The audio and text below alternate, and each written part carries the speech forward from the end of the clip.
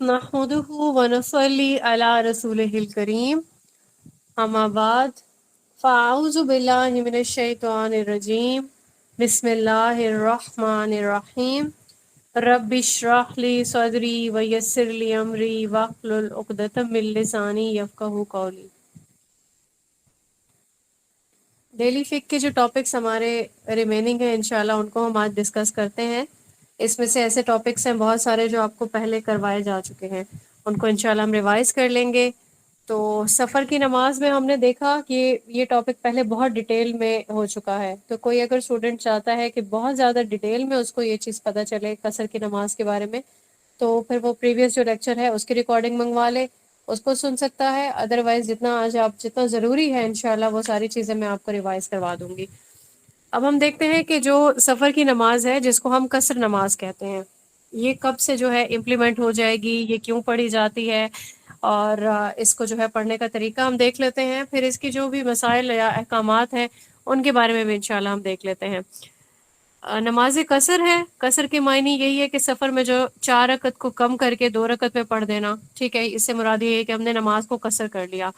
اب یہ جو سوال یہ پیدا ہوتا ہے کہ قصر کرنا کیا واجب ہے، اس پہ سورہ نساء میں ہم نے یہ چیز دیکھ لی تھی، تم پہ کوئی گناہ نہیں کہ تم نماز قصر کرو اگر تمہیں ڈر ہو کہ تمہیں وہ لوگ فتنے میں ڈالیں گے جنہوں نے کفر کیا۔ سورہ نساء کی آیت نمبر 101 ہے، اس میں یہ چیز ہم پہلے پڑھ چکے ہیں، اور اس میں ہم نے دیکھ لیا تھا پہلے جو اس کے مین احکامات تھے وہ ہم نے دیکھ لیے تھے۔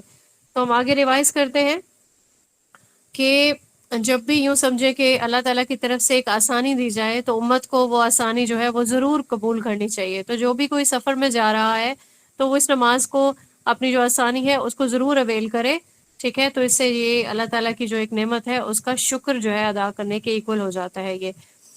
اور اسے ہمیں صحیح مسلم کی 1573 میں بھی پتہ چلتا ہے کہ اللہ نے یہ تمہیں صدقہ دیا ہے تو اس کا صدقہ قبول کرو، یعنی بغیر خوف کے بھی سفر میں قصر کرو۔ ضروری نہیں ہے کہ سفر کر رہے ہیں آپ تو اس میں کوئی خوف ہے یا کوئی بارش ہے تو آپ اس کو قصر کر لیں گے، بلکہ آپ سفر میں ہیں۔ سفر جو ہے یہ ایک مشکل کام ہوتا ہے نا، ٹھیک ہے۔ تو پہلے وقتوں کا سفر اس سے بھی زیادہ ٹف ہوتا تھا، لیکن مشکل اب بھی ہوتی ہے۔ آپ گھر چھوڑ کے آپ جا رہے ہیں، راستے میں طرح طرح کی مشکلات ہیں، آسائش والا آرام والا معاملہ نہیں ہے، ٹھیک ہے۔ اگر ہے بھی تب بھی اللہ تعالیٰ کا تحفہ ہے، قبول کرنا ہے۔ تو ہم دیکھیں گے کہ کتنی مسافت پر اس کا اطلاق ہوتا ہے۔ تو جب انسان اپنے شہر کی باؤنڈری کراس کر لیتا ہے نا، ٹھیک ہے، تو پھر وہ سفر قصر میں آپ کی نماز اس میں اطلاق اس کا ہو جائے گا۔ اور یہ شہر سے باہر جو سفر کا ارادہ کرتا ہے یہ اسی کے لیے ہے۔ اب اس کا سفر کم بھی ہے، ٹھیک ہے، تب بھی جب شہر کی باؤنڈری کراس کرے گا وہ قصر پڑ سکتا ہے۔ اور جب اس کی شہر کی باؤنڈری واپسی کے سفر میں آپ کی شہر کی باؤنڈری سٹارٹ ہو جاتی ہے تو اس کو آپ جو ہے پڑھنا چھوڑ دیں گے۔ اب یہاں پہ سوال آتا ہے کہ کتنے دن تک قصر کی نماز پڑھی جائے گی۔ اب یہ جو قصر کی نماز ہے یہ میکسیمم 4 دن تک پڑھی جا سکتی ہے، لیکن اب یہاں پہ ایک جو اجماع ہے اور پھر ہمیں کچھ روایات سے بھی پتہ چلتا ہے کہ انسان جب سفر میں ہوتا ہے، اب ایک سفر تو وہ ہے نا کہ آپ کہیں گئے، 1 ماہ کے لیے آپ کہیں جا رہے ہیں، ٹھیک ہے، آپ کا وہاں پہ سٹے ہے۔ اب آپ گئے، راستے میں آپ نے قصر کی، وہاں پہ گئے، آپ نے ریسٹ کر لیا، اس کے بعد آپ کا آرام ہی آرام ہے، کوئی تردد نہیں ہے، کوئی مشکل نہیں ہے، آپ کو جو ہے پوری نماز اب پڑھ لینی چاہیے، ٹھیک ہو گیا۔ اور اس کے بعد کیا ہوتا ہے کہ انسان کچھ ہوتا ہے مشکل میں ہے، تردد میں ہے، اس کو راستہ نہیں مل رہا، لائک وہ اپنے سفر پہ کسی کام سے، ایسے کام سے گئے جو اس کا کام ختم ہونے میں نہیں آ رہا، ٹھیک ہے، تو اس کو کہتے ہیں تردد۔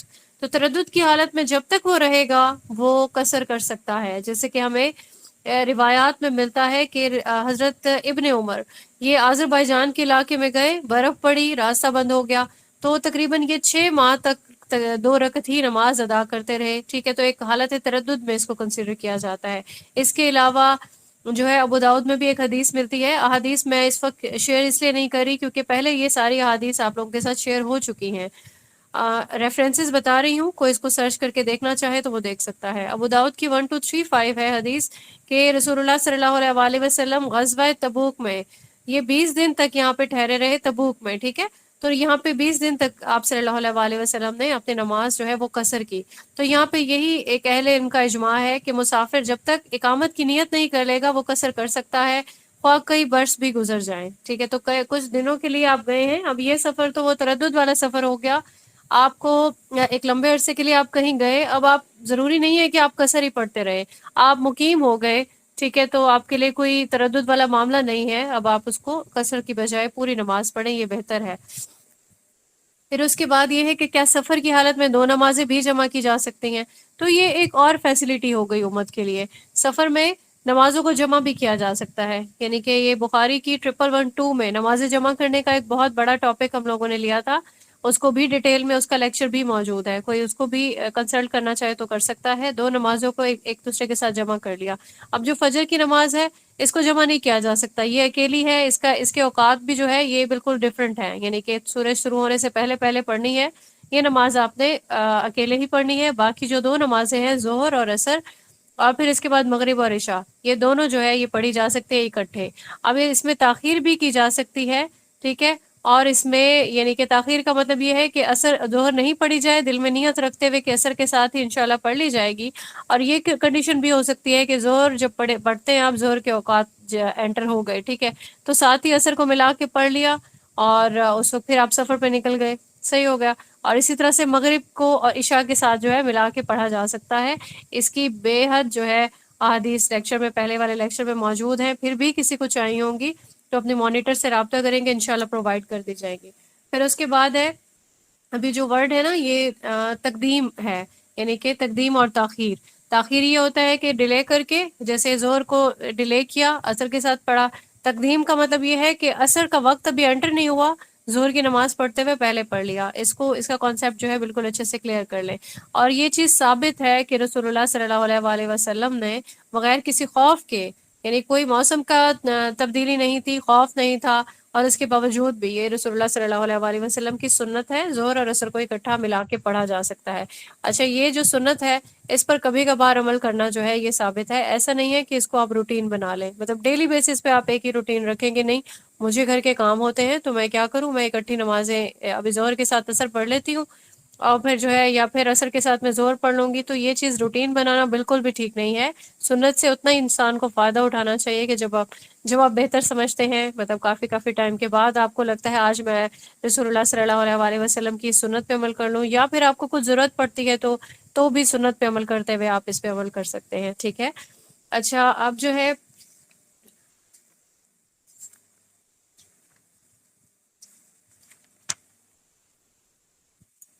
اب یہ دیکھتے ہیں کہ یہ جو نماز ہے یہ جماعت کے ساتھ اگر سفر کی نماز پڑھنی پڑے گی، تو ہم نے کل جماعت کی نماز میں یہ چیز پڑھی تھی کہ جب بھی مقیم جو ہے، ٹھیک ہے، امام کے پیچھے مقیم امام ہوگا، مسافر پیچھے پڑھا ہوگا، ٹھیک ہے، تو وہ اپنی جو نماز ہے وہ آدھی ہی پڑھے گا، آدھی مطلب مقتدی جو ہے، سوری، یہ میں مسافر کی کیٹیگری کر گئی۔ اگر تو مسافر جماعت کرا رہا ہے، یعنی مسافر امام ہے، ٹھیک ہے، تو پھر کیا ہوگا، جو بھی مقیم ہوگا وہ اس کے پیچھے اپنی نماز مکمل پڑھے گا، ٹھیک ہے، مسافر اپنی نماز آدھی ہی پڑھے گا۔ اب یہ والی ایک اور کنڈیشن آ جاتی ہے کہ مقیم امام کے پیچھے مسافر جو مقتدی ہے، اب وہ جب کیونکہ وہ جماعت میں انٹر ہو گیا، تو اب اس کو نماز چھوڑنے کی جو ہے وہ نہیں ہے کہ مطلب 2 رکعتیں پڑھ کے وہ سلام پھیر لے، بلکہ اس کو پوری نماز پڑھنی ہوگی۔ یہ ہو گیا ہمارا قصر کا ٹاپک۔ تو آج کے اس قصر کے ٹاپک میں ہم نے کیا کیا چیزیں ریوائز کی کہ جب بھی کوئی سفر میں ہوگا، شہر کی باؤنڈری کراس کرے گا، بھلے سے سفر ایک دن کا ہی ہوگا، لیکن جیسے اس نے شہر کی باؤنڈری کراس کی، وہ اپنی نمازوں کو قصر کر سکتا ہے۔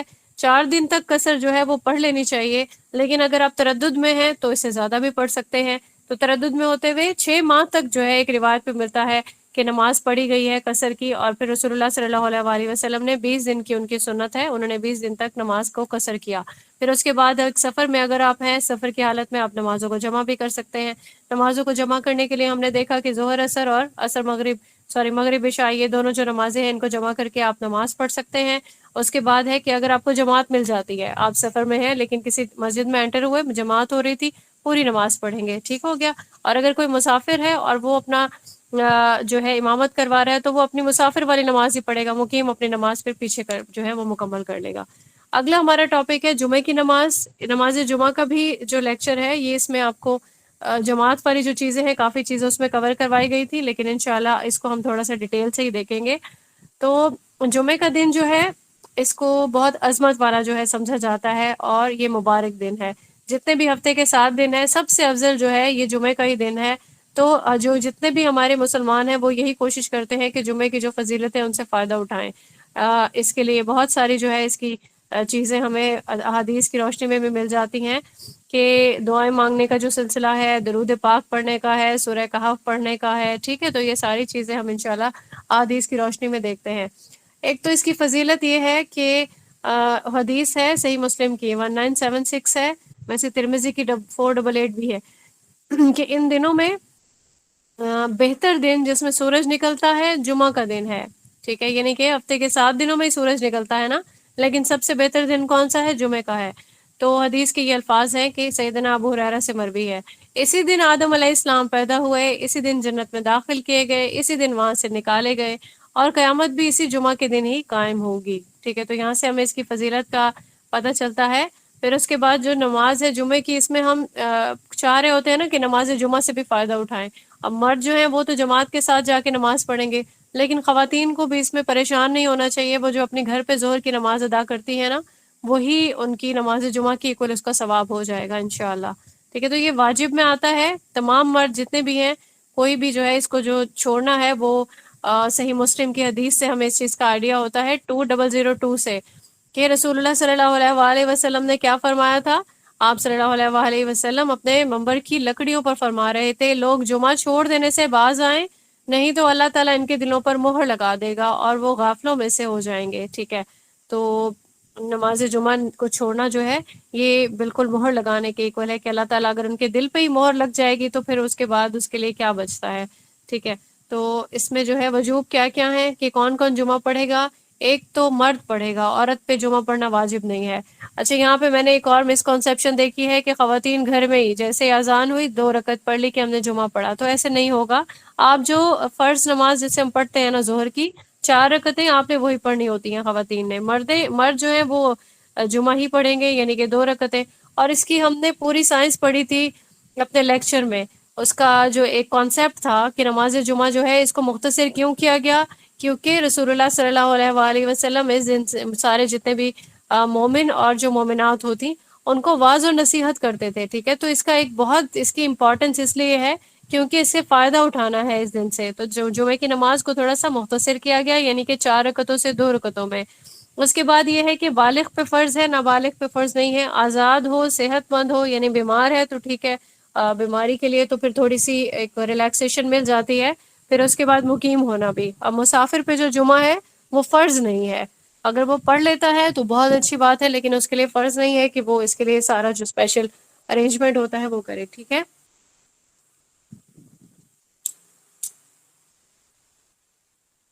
اچھا، اس کے بعد ہم دیکھتے ہیں کہ حدیث اس کے ضمن میں کیا کہتی ہے. حدیث ہمیں 1067 ہے ابو داؤد کی. اس کے اکارڈنگ یہ چیز ثابت ہے کہ 4 قسم کے لوگوں کے لیے جو ہے جمعہ وہ واجب جو ہے وہ نہیں ہے. وہ کون کون سے ہیں حدیث میں؟ ایک تو غلام ہے، اس کے بعد عورت ہے، اس کے بعد بچہ ہے، اس کے بعد مریض ہے. اچھا، پھر اس کے بعد ہم نے دیکھنا ہے کہ نمازیوں کی تعداد کتنی ہونی چاہیے کہ جمعہ جو ہے وہ کنڈکٹ کیا جائے، جمعے کی جو نماز ہے، ٹھیک ہے. تو اس کے لیے کوئی تعداد نہیں ملتی ہے، جتنے بھی لوگ نمازوں کے لیے کافی ہو جاتے ہیں، ٹھیک ہے، جتنے 2 سے زیادہ، تو جتنے بھی لوگ جمع ہو جاتے ہیں کہ وہ جمعہ کی نماز کے لیے آئے ہیں، انہی سب کے ساتھ وہ نماز جو ہے ادا کر دی جائے گی. اس کے بعد یہ بھی کنسیڈر کیا جاتا ہے کہ صرف جو ہے مساجد میں جمعہ جو ہے وہ ادا کیا جائے گا. اس کے لیے کوئی جگہ مخصوص نہیں ہوتی کہ صرف جامع مسجد میں جا کے جمعہ پڑھنا ہے، ٹھیک ہے. کسی مسجد میں بھی پڑھا جا سکتا ہے. اب جیسے گاؤں ہے کچھ، تو وہاں پہ کوئی خاص ارینجمنٹ نہیں ہوتا اگر، ٹھیک ہے، تو وہ کوئی بھی جگہ ایسی مختص کر لیتے ہیں تو وہاں پہ جمعہ ادا کیا جا سکتا ہے. پھر اس کے بعد جو ہے امام بھی کوئی مخصوص نہیں ہوتا، تو جو بھی ایسی اسپیشلٹی رکھتا ہے کہ وہ نماز پڑھا سکتا ہے اس کو امام مقرر کیا جا سکتا ہے. اور پھر یہ بھی کہ جمعے کے دن کیا 2 خطبے جو ہے وہ بھی مشروع ہیں یا نہیں. صحیح مسلم کی ایک حدیث ہے 1995، اس میں دیکھیں کہ رسول اللہ صلی اللہ علیہ وآلہ وسلم جمعے کے دن 2 خطبے ارشاد فرمایا کرتے تھے اور پھر 2 خطبوں کے درمیان میں بیٹھا بھی کرتے تھے. اچھا، اس حدیث سے یہ چیز بھی ثابت ہو گئی کہ خطبوں کے درمیان میں بیٹھا بھی جا سکتا ہے. اب یہ جو واعظ اور نصیحت ہے اس کے لیے بھی ہم دیکھتے ہیں کہ ابو داؤد کی 1094 ہے. رسول اللہ صلی اللہ علیہ وآلہ وسلم کی یہ سنت ہے کہ جمعہ کے دن جو ہے وہ نصیحت اور واعظ اور قرآن کریم کی احادیث کی روشنی میں جو بھی مطلب ان کے الفاظ احادیث ہوا کرتے تھے، تو جو بھی کچھ امت کو تربیت دینی ہے اس کے لیے یہی دن جو ہے مختص کیا جاتا تھا. اور پھر یہ جو خطبہ ہے اس کے لیے بھی ہم دیکھ لیتے ہیں کتنی لینتھ ہونی چاہیے خطبے کی. یہ بہت چھوٹا نہیں ہوگا، یہ بہت لمبا بھی نہیں ہوگا. اور صحیح مسلم کی 2003 میں یہ چیز ثابت ہوتی ہے. اور پھر کھڑے ہو کے خطبہ دیتے تھے رسول اللہ صلی اللہ علیہ وآلہ وسلم. اور ایسا بھی ہوتا تھا کہ دوران واز آپ صلی اللہ علیہ وآلہ وسلم کی آنکھیں سرخ ہو جاتی تھی اور آواز بلند ہو جاتی تھی. بخاری کی 920 ہے اور مسلم کی 2005 حدیث ہے. اب یہ جو جمعہ کا وقت ہے یہ کون سا وقت ہوتا ہے؟ یہ جو ظہر کے وقت جب اذان ہو رہی ہوتی ہے یہی وقت جمعے کا بھی ہوتا ہے. تو زوال کے بعد، زوال آفتاب کے بعد جو ٹائم ہوتا ہے نا یہ جمعہ کا اس میں سٹارٹ ہو جاتا ہے وقت. صحیح ہے. اور پھر اگر ایسا بھی کہا جاتا ہے کہ ایک عید کے دن اگر دو خطبے آ جائیں، مطلب اگر عید آ جائے ساتھ میں جمعہ بھی آ جائے، ٹھیک ہے، تو اس کے لیے بھی ایک حدیث ہے یہاں پہ ابو داؤد کی 1073. یعنی کہ اس حدیث میں اس چیز کو پسند کیا گیا ہے کہ ایک قسم کی دو عیدیں اکٹھی ہو گئی ہیں رسول اللہ صلی اللہ علیہ وآلہ وسلم کے اکارڈنگ. وہ کس لیے؟ کیونکہ جمعہ کا ایک دن ہے وہ بھی مبارک، اور پھر عید کا دن تو ویسے بھی مبارک ہوتا ہے. ٹھیک ہے، تو یہ دو عیدیں ایکول اکٹھی ہونے کے ایکول ہو جاتا ہے یہ والا دن.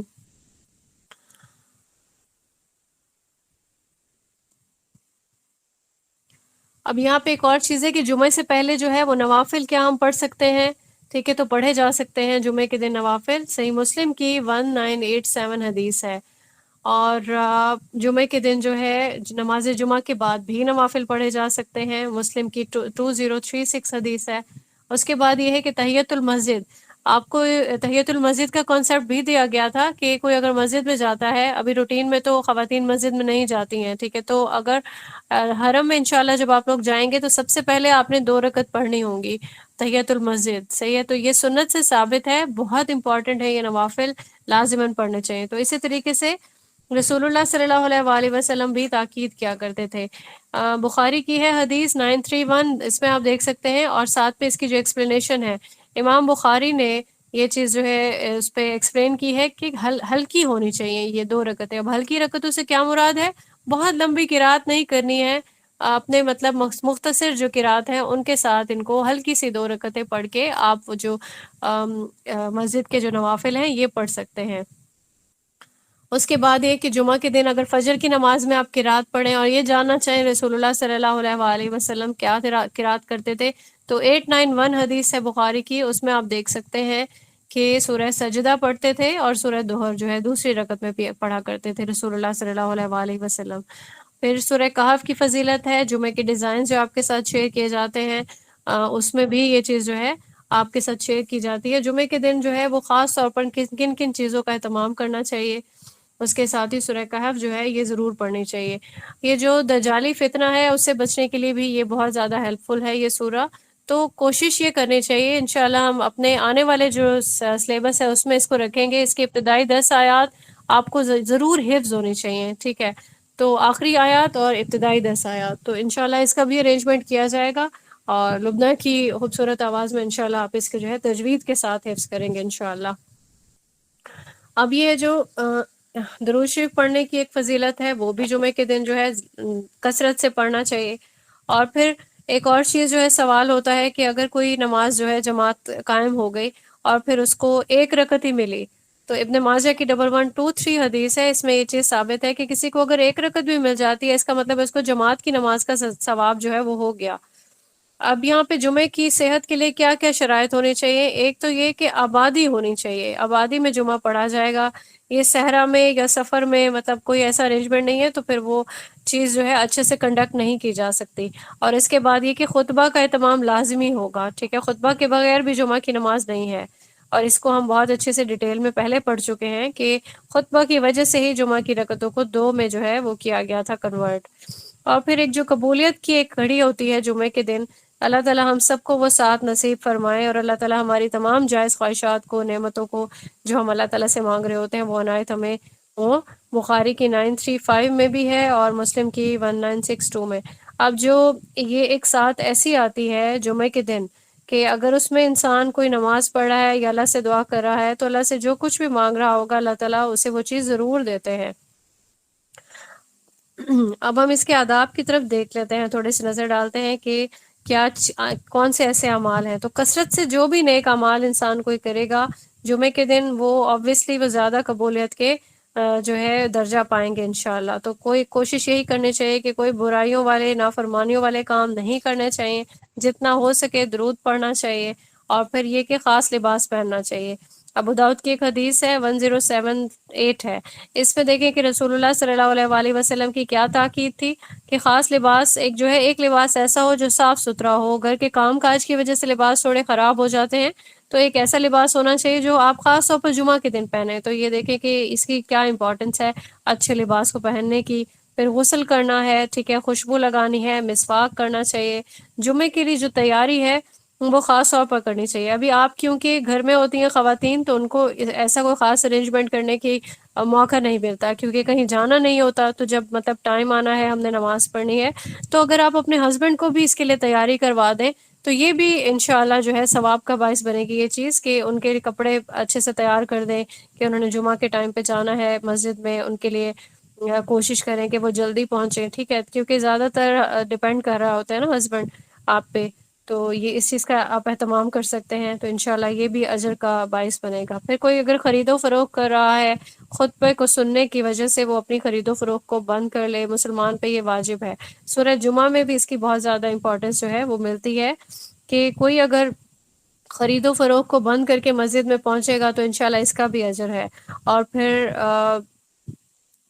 اپنا جو بھی کاروبار ہے، اب یہ تھوڑی سے ٹائم کے لیے اس میں اتنا کوئی خاص فرق نہیں پڑتا. اللہ تعالیٰ کے لیے جو اللہ تعالیٰ کی خوشنودی کے لیے اپنا ٹائم جو ہے وہ سرو کرے گا، تو اس ٹائم میں بھی برکت اللہ تعالیٰ ڈال دیں گے انشاءاللہ. پھر اگر کوئی پیدل چل کے جاتا ہے اس کے لیے بھی ثواب ہے. اور پھر جلدی جانے کی کوشش کس لیے کرنی چاہیے؟ کیونکہ ہم نے صفوں کی جو ارینجمنٹ ہے ہم نے دیکھا تھا کہ امام کے پیچھے جو پہلی صف آتی ہے اس میں بہت زیادہ رحمتوں کا نزول ہوتا ہے. تو کوشش کرتے ہیں لوگ کہ ہم پہلی صف میں کھڑے ہوں، لیکن پھر بھی اس میں آداب کو پیش نظر ضرور رکھنا چاہیے. ابو داؤد کی ایک حدیث ہے 1118 کے لوگوں کے سروں کو بھی نہیں پھلانگنا چاہیے، ٹھیک ہے. پھر کسی کو اٹھا کے اس کی جگہ پر بھی نہیں بیٹھنا چاہیے. صحیح مسلم 5688 میں یہ چیز ملتی ہے. دو لوگوں کے بیچ میں بھی جیسے عادت ہوتی ہے کہ بیچ میں کوئی بیٹھا ہوا ہے اور دماغ میں گھس کے آپ بیٹھ گئے، ٹھیک ہے، تو وہ بھی چیز صحیح نہیں ہے. ہلکا بنا کے جیسے بیٹھ جاتے ہیں لوگ، وہ بھی ٹھیک نہیں ہے.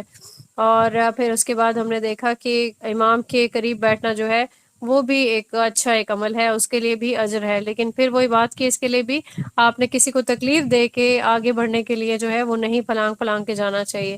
پہلی صف پہ بیٹھنے کی ضرور حرص ہونی چاہیے، ٹھیک ہے. تو اس دوران ہم مسجد کے آداب میں بھی ہم نے پہلے دیکھا تھا کہ جس طرح سے یہ احتبا کر کے لوگ بیٹھ جاتے ہیں نا، ٹھیک ہے، اس کا یہ طریقہ کہ آپ نے ٹانگیں آگے رکھ کے اور پھر اس طرح سے بیٹھے، وہ حرکت بھی اس کی آپ اعتبار لکھیں گے تو کوئی آپ کی گوگل پہ آپ کو کوئی پکچر بھی مل جائے گی، ٹھیک ہے. تو اس طرح سے بیٹھنا بھی صحیح نہیں ہے. اور اگر آپ کو نیند آ رہی ہے، اونگ آ رہی ہے، تو آپ اپنی جگہ بھی تبدیل کر سکتے ہیں جتنا ایزیلی آپ تبدیل کر سکیں. اور پھر یہ کہ فضول کاموں سے گریز کرنا چاہیے. جب آپ خطبہ سن رہے ہوں بلا ضرورت آپ کو یہ جو بار بار دیکھنا، انگلیاں چٹکانا اور یا پھر موبائل پہ میسیجز وغیرہ کرنا، ٹھیک ہے، یہ ساری چیزیں بھی نہیں کرنی چاہیے. اور پھر یہ ہے کہ جمعے میں آپ کو حاضری بھی آپ کی جو ہے وہ مسلسل ہونی چاہیے، اور انسان کو کوشش کرنی چاہیے کہ وہ جو قبولیت کی گھڑی ہے اس کو ہم لازمی پالیں. یہ ہمارا ٹاپک یہاں جمعہ کا کمپلیٹ ہوتا ہے. ہم نے نماز عیدین کے بارے میں پہلے ہم نے اس کے ڈیزائنز بھی دیکھے کہ عید کی امپورٹنس کیا ہے. تو یہ جو عید ہے نا، پہلی عید 2 ہجری میں ہوئی تھی، صحیح ہے. تو عید الفطر اور عید الاضحیٰ ہماری 2 عیدیں ہیں. ہمارا امپورٹنس جو ہے عیدوں کی ختم ہوتی جا رہی ہے. ہمارے معاشرے میں برتھ ڈیز کی اور جو دوسری سیلیبریشنز ہیں ان کی امپورٹنس کہیں زیادہ ہے ہماری لائفز میں نا. تو یہ ہمارے اللہ تعالیٰ کی طرف سے ہمارے لیے تحفہ ہے دونوں عیدیں. زیادہ سے زیادہ جو ہے اہتمام کرنا چاہیے کہ ہم عید کے لیے اپنی جو بھی ہماری مصروفیات ہیں ان سے ہٹ کے ہم لوگ عید کے لیے اپنا جو ہے ارینجمنٹ کریں. بچوں کے لیے ہم کر سکتے ہیں، ٹھیک ہے، تاکہ وہ خوش رہیں، اپنے لیے بھی. اور خوشی منانے کا کیونکہ ایک دن مختص کیا گیا ہے کہ لازماً اس میں خوشی منانی ہے، اس کو کبھی بھی اس طرح سے سو کے ہم لوگوں کو نہیں گزارنا چاہیے. اور پھر یہ کہ کیونکہ خواتین کے لیے رسول اللہ صلی اللہ علیہ وآلہ وسلم نے عید کی نماز ادا کرنے کی تاکید کی ہے. اب یہاں پہ ایک اور چیز بتائی گئی، بار بار بتایا گیا کہ کوئی حائضہ بھی ہے تو بھی وہ جو ہے مسلمانوں کی جماعت میں دعاؤں کی نیت سے ضرور شریک ہو جائے.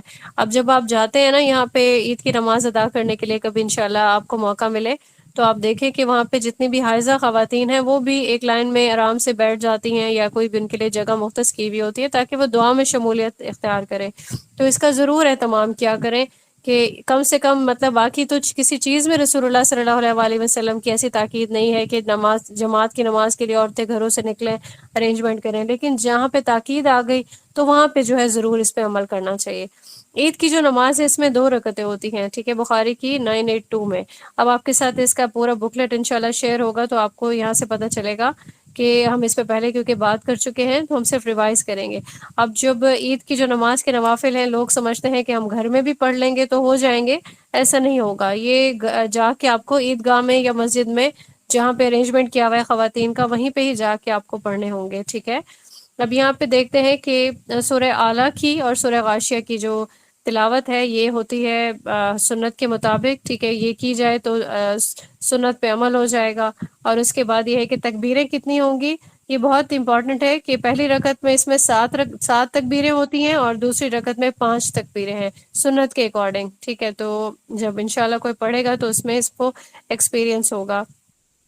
تکبیرات عید جو ہے وہ کیسے کہنی چاہیے؟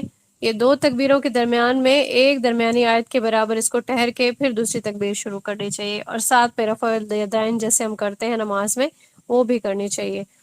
اب یہاں پہ ہم دیکھ لیتے ہیں کہ عید کی جو نماز ہے وہ مساجد میں بھی ادا ہو سکتی ہے، ٹھیک ہے. لیکن یہ ہے کہ اس کے لیے جو باہر کوئی ارینجمنٹ کیا ہوا ہے وہ بھی ٹھیک ہے، ٹھیک ہو گیا. اور پھر اگر اس کی طرف آپ پیدل چل کے جائیں گے اس کا بھی ثواب ہے. اور پھر اگر عید کی نماز نہیں کہ کوئی پڑھ سکا تو پھر اس کے لیے جو ہے وہ نماز سمجھے اس نے اس کو ضائع کر دیا. نماز عید کے ٹائم پہ جہاں پہ بھی منعقد ہو رہی ہے یہ بھی اتنا کوئی مشکل کام نہیں ہے. یہاں پہ کچھ اوقات کا ڈفرنس بھی آ جاتا ہے تو انسان پا لیتا ہے اس کو، ٹھیک ہے. یعنی کہ کہیں پہ ہو رہی ہوتی ہے 7 بجے سپوز ہو رہی ہے، 7:30 ہو رہی ہے، کہیں پہ 8 بجے بھی ہو رہی ہوتی ہے، تو اس نماز کو ضرور پا لینا چاہیے. اب یہاں پہ ہم عید کے جو آداب ہیں آپ کے ساتھ بکلیٹ بھی شیئر ہوئی ہوگی، تھوڑے سے پوائنٹس ہم اس میں دیکھ لیتے ہیں. ان کے لیے لازماً جو ہے وہ خوشی کا جو اظہار ہے وہ کس لیے کہ سنت کی جو پیروی ہے ہم وہ کر رہے ہیں اور اس ہم خوش ہیں. تو نماز کے لیے جاتے ہوئے، نماز ادا کرتے ہوئے نیا لباس ضرور پہنے، ٹھیک ہے، اگر کوئی افورڈ کر سکتا ہے. پھر اس کے علاوہ رشتہ داروں سے ملاقات کریں، خوشی کا اظہار جو ہے وہ نیت کو خالص رکھتے ہوئے کریں. غسل کرنا، خوشبو لگانا، ٹھیک ہے. اور پھر عید کی نماز کے لیے جب نکلنے کے لیے جا رہے ہوتے ہیں تو رسول اللہ صلی اللہ علیہ وآلہ وسلم پہلے کھجوریں کھاتے تھے، ٹھیک ہے. وہ اگر آپ کھجوریں کھا کے نکلتے ہیں وہ بھی سنت ہے. لیکن عید الاضحیٰ میں قربانی سے پہلے آپ صلی اللہ علیہ وآلہ وسلم کچھ نہیں کھایا کرتے تھے. پھر قربانی کے جو گوشت آتا تو پھر اسی سے ہی جو ہے وہ اپنا یوں سمجھے افطار کیا کرتے تھے. پھر اس کے بعد آتا ہے کہ پیدل چل کے جانا، اور پھر ایک راستے سے اگر جا رہے ہیں اور اگر ایسا ارینجمنٹ ہے تو دوسرے راستے سے واپس آنا، یہ بھی سنت ہے. بچوں کو ضرور ساتھ میں لے کے جانا چاہیے، عورتیں، بچے یہ ضرور ساتھ میں جائیں تاکہ ان کو بھی عید کی امپورٹنس پتہ چلے. اور پھر ایون جو اگر کوئی نماز نہیں پڑھ سکتا تو وہ بھی جائیں. پھر اس کے علاوہ تھا کہ عید کی نماز کے لیے ہم جا رہے ہیں تو لا الہ الا اللہ پڑھتے ہوئے جائیں، تکبیرات پڑھتے ہوئے جائیں، ٹھیک ہے. اور وہ خواتین اونچی آواز سے تکبیر نہیں پڑھیں گی، وہ دل میں پڑھ سکتی ہیں. عید کی نماز سے پہلے کوئی بھی نفل نماز نہیں پڑھنی ہوتی ہے، ٹھیک ہے. اگر عید کی نماز کے بعد کوئی نفل نماز کوئی پڑھنا چاہتا ہے تو وہ گھر آ کے پڑھ سکتا ہے.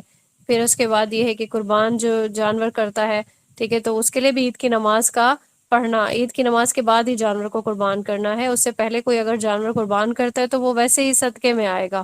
اس کے مسائل میں بھی ہم نے یہ چیز دیکھی تھی، ٹھیک ہے. اب یہاں پہ ہم نے خوشی جو ہے وہ بانٹنے کے لیے کوشش کرنی چاہیے کہ جتنے بھی لوگ ہیں ایسے جو ضرورت مند ہیں ان کا بھی خیال کرنا چاہیے. تحفے تحائف دینے کا ارینجمنٹ کریں، ہمسایوں کے ساتھ خوشی بانٹیں، ٹھیک ہے. کچھ بنایا ہے ان کی طرف بھیجیں، ان سے ملیں.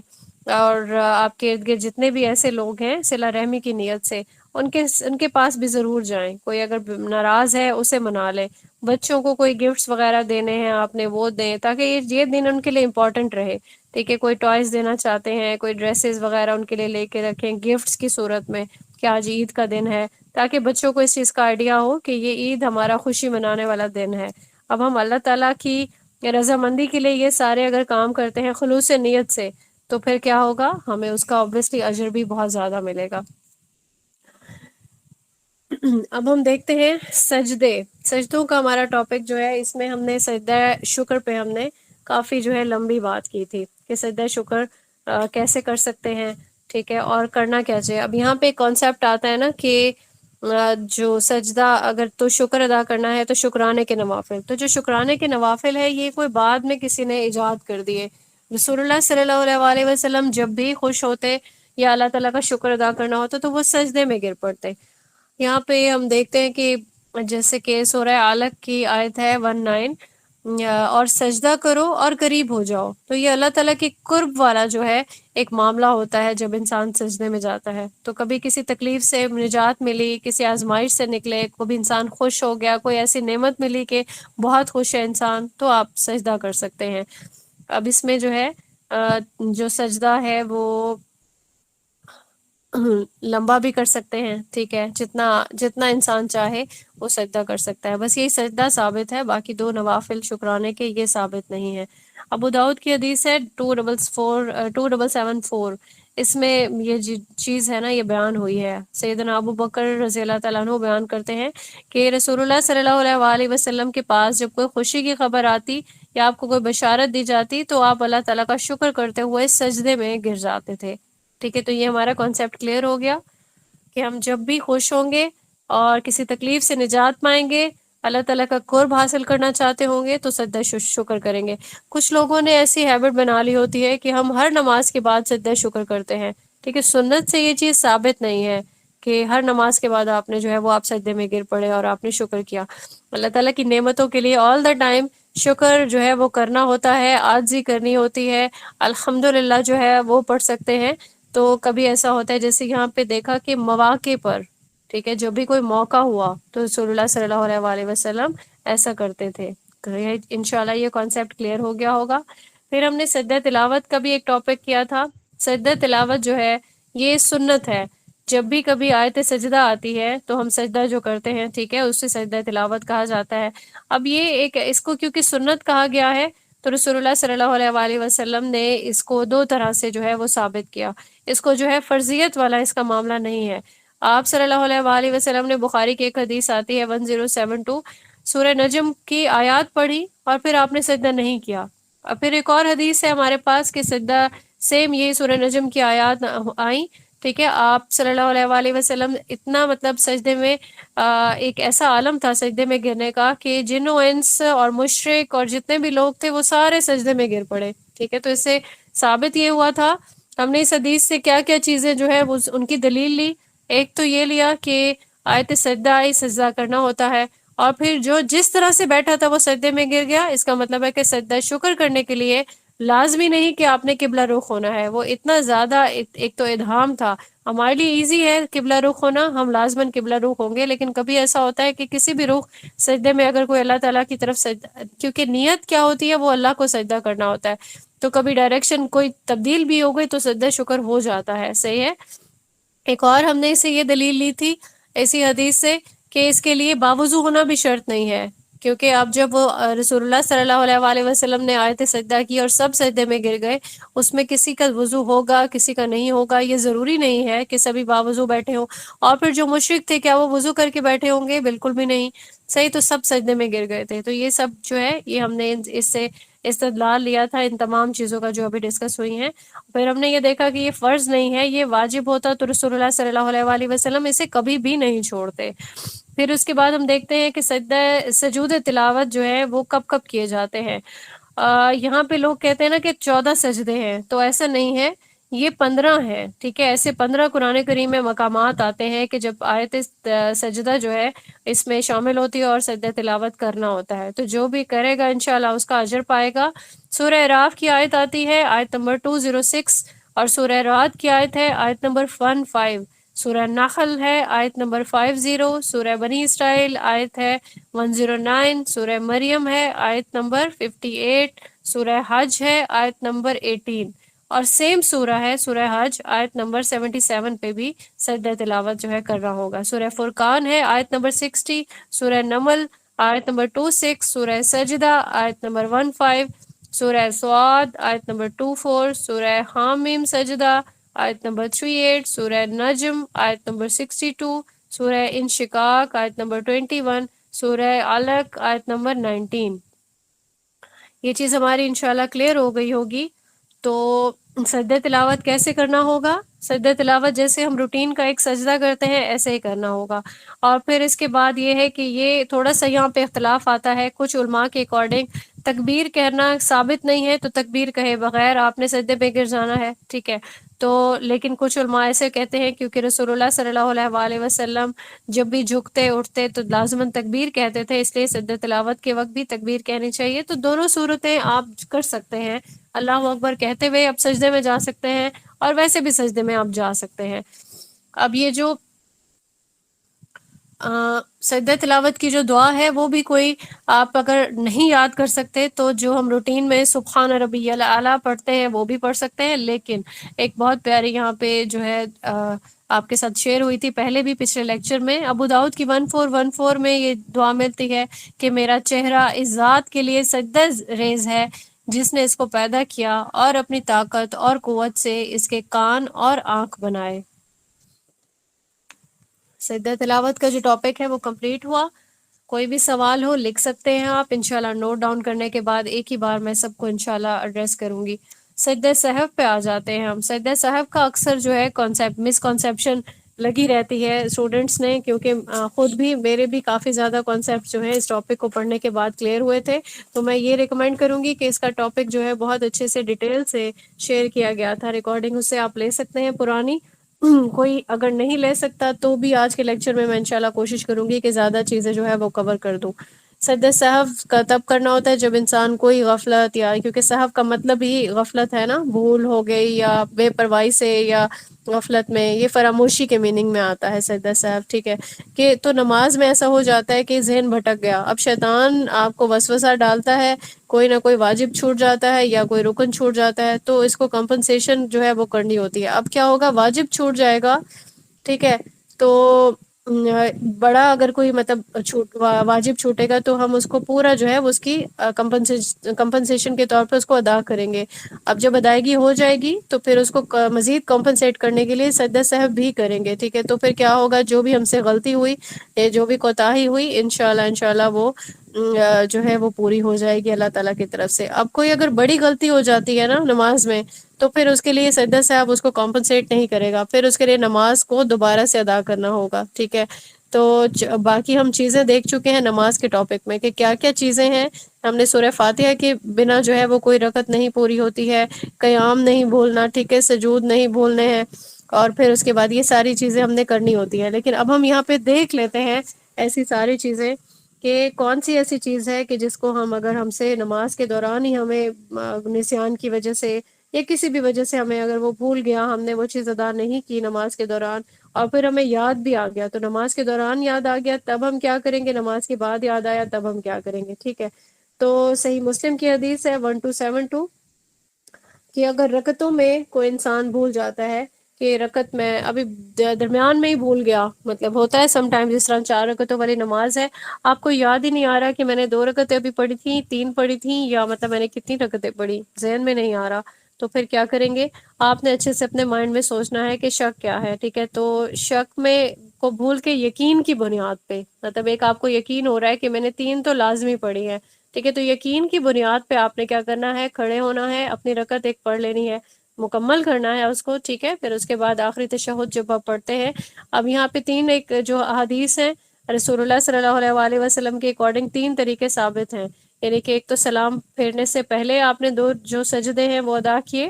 یہ سجدہ کس لیے ہوتا ہے، تاکہ شیطان کو ذلیل کر سکے، کیونکہ شیطان ہی ہے نا انسان کو، اس کو ڈائیورٹ کر دیتا ہے اس کا مائنڈ، ٹھیک ہے۔ تو سلام پھیرنے سے پہلے بھی آپ پڑھ سکتے ہیں، سجدہ سہو کر سکتے ہیں 2 سجدے، اور اگر سلام پھیر لیا تو بھی 2 سجدے کر کے دوبارہ سے سلام پھیر لیا، ٹھیک ہے۔ تو یہ چیزیں احادیث میں آپ کو انشاءاللہ یہ چیزیں ملتی ہیں کہ رسول اللہ صلی اللہ علیہ وآلہ وسلم سے یہ چیز ثابت ہے۔ اب جو کنڈیشنز ہیں ان کو ہم دیکھ لیتے ہیں کہ 3 کنڈیشنز ہیں۔ ایک تو یہ کہ رکعتوں میں اگر آپ کو کوئی شک ہو گیا، ٹھیک ہے، شک کو چھوڑ دینا ہے، مائنڈ کو اچھے سے کلیئر کر دیا ہم نے کہ ہم نے کتنی رکعتیں لازماً ہم نے پڑھی ہوں گی، ٹھیک ہے، ان رکعتوں کو ذہن میں رکھتے ہوئے رکعتیں پوری کر لیں، پھر سجدہ سہو کر لیا، انشاءاللہ نماز کمپلیٹ۔ اب یہ جو ہے ترمذی کی جیسے حدیث ہے 392، اس میں رسول اللہ صلی اللہ علیہ وآلہ وسلم نے 4 رکعتوں کی بجائے 5 پڑھا دی تھی، ٹھیک ہے، ظہر یا عصر کی غالباً نماز ہوگی، تو اس میں جو ہے 4 رکعتیں نہیں پڑھی بلکہ 5 پڑھی، تو پھر کیا کیا، اس کو کمپنسیٹ کرنے کے لیے 2 سجدے کیے، تو تعداد جفت ہو گئی۔ یہ 2 سجدے جو ہے آپ کی تعداد کو ایکولائز کر دیں گے انشاءاللہ۔ پھر اس کے بعد میں ہم نے یہاں پہ یہ طریقے بھی ابھی میں نے آپ کو بتا دیے، سنت کے اکارڈنگ جو ہے سلام پھیر کے 2 سجدے، ٹھیک ہے، اور پھر جو ہے اس کے بعد سلام نہیں پھیرا، ایک بار ایسا کیا، پھر ایک بار یہ ہوا کہ 2 سجدے کیے سلام پھیرنے کے بعد اور پھر سلام پھیرا، اسی طرح سے تشہد کے بعد 2 سجدے کیے، پھر تشہد دوبارہ سے پورا پڑا، پھر سلام پھیرا۔ اب یہاں پہ ہم دیکھ لیتے ہیں کہ کبھی ایسا ہوتا ہے کہ سجدوں میں کمی ہو جاتی ہے، آپ کو ایسا لگتا ہے ایک سجدہ جو ہے میں نے کیا، میں نے دوسرا سجدہ نہیں کیا، ٹھیک ہے، تو اگلی رکعت میں آپ اس کو جو ہے اس سجدے کو پورا کر سکتے ہیں، یعنی کہ سجدہ کرنے کے بعد آپ قیام کی صورت میں چلے گئے، کھڑے ہو گئے، اگلی رکعت میں آپ وہ 3 سجدے کر سکتے ہیں، ٹھیک ہے، ساتھ میں آخر میں سجدہ سہو بھی کر لیں گے، ٹھیک ہے، یعنی آپ نے اس کو چھوڑنا نہیں ہے، کمپلیٹ کر لینا ہے۔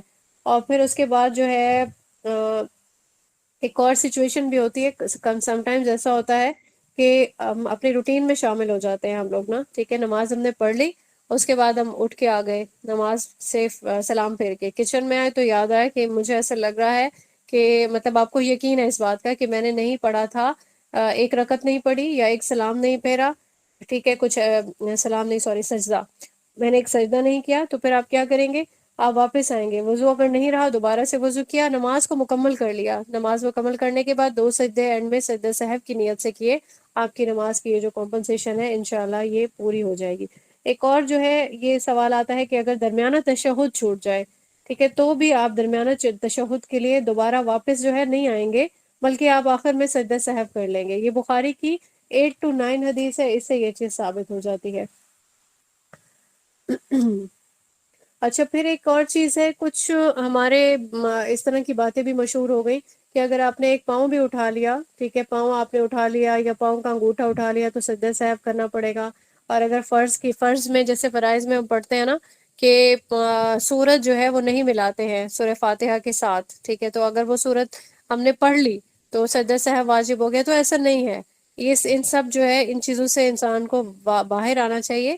اگر آپ نے نہیں پڑھی، ٹھیک ہے، نہیں پڑھنی تھی پڑھ لی، تو اس کا مطلب آپ نے اضافہ کیا کچھ، ٹھیک ہے، تو اس میں کچھ حرج نہیں ہے، اضافہ کس چیز کا، عبادت کا، تو وہ چیز جو ہے رسول اللہ صلی اللہ علیہ وآلہ وسلم کے عمل سے کیونکہ ثابت ہے، آپ صلی اللہ علیہ وآلہ وسلم نے کبھی کبھار فرائض کی جو آخری 2 رکعتیں ہوتی تھی اس میں بھی پڑھ لیا کرتے تھے، سورت کو ملا لیا کرتے تھے، اور کبھی ایسا ہوتا کہ اس کی تلاوت کرتے ہوئے، یعنی کہ اگر کوئی ایسی نماز ہے اس میں ہلکی سی تلاوت جو ہے صحابہ کو سنانے کے لیے، کوئی سری نماز ہے، ٹھیک ہے، تھوڑی سی تلاوت اس میں جو ہے وہ جائز ہوتی ہے کہ اگر آپ نے تھوڑا سا اونچی آواز میں کر دیا تو وہ جائز ہوتی ہے، ٹھیک ہے، پوری تلاوت آپ نہیں کر سکتے ہیں سری نماز میں جہری نماز کی طرح، تو تاکہ صاحب کو پتہ چل جائے کہ میں نے اس میں آج سورت پڑھی ہے، ٹھیک ہے، تو یہ چیز جو ہے اگر پڑھ لی تو کوئی بات نہیں۔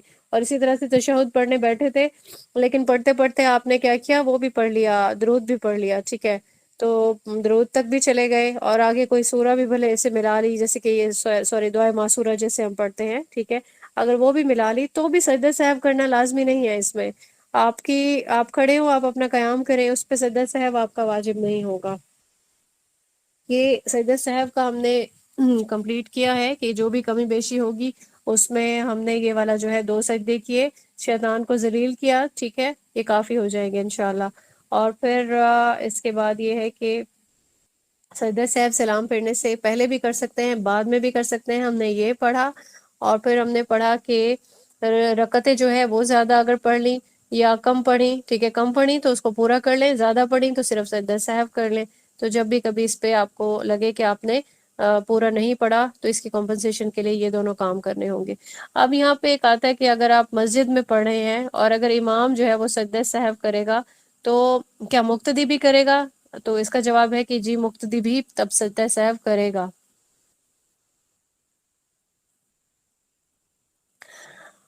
اب ہم آگے آتے ہیں نفل نمازوں کی طرف، یہ ایک بہت ہی چھوٹا سا ٹاپک ہے کہ جو نفل نمازیں کبھی کہا جاتا ہے نا کہ صرف فرض نماز آپ پڑھ لیں کافی ہے آپ کے لیے، اب جو نوافل ہیں اس کو جو ہے چھوڑنا اس لیے بہتر نہیں ہے کیونکہ جب بھی ہم اس کو چھوڑ دیں گے، ٹھیک ہے، گناہ نہیں ہوگا اس سے، اگر ہم جیسے نوافل ہے نا ایکسٹرا تو اگر ہم نہیں پڑھ رہے تو کوئی بات نہیں، لیکن اس کو اس لیے چھوڑنا نہیں چاہیے کیونکہ جب ہماری کمی بیشی ہو رہی ہوگی نا قیامت کے دن، تو ہمیں ضرورت ہوگی نوافل کی، کبھی ہماری نماز پوری نہیں ہوگی یا کوئی نماز خشوع سے خالی ہوگی یا وہ قبولیت کے درجے کو نہیں پکڑ سکی ہوگی، ٹھیک ہے، تو پھر کیا ہوگا، یہ جو نفلی نمازیں ہیں نا یہ ہماری انشاءاللہ کام آئیں گی۔ تو کوشش یہی کرنی چاہیے کہ اپنی جو نوافل ہیں ان کی بھی تعداد کو جو ہے اپنی روٹین میں شامل کیا جائے۔ ابن ماجہ کی حدیث ہے 1426، اس میں یہ چیز بیان کی گئی۔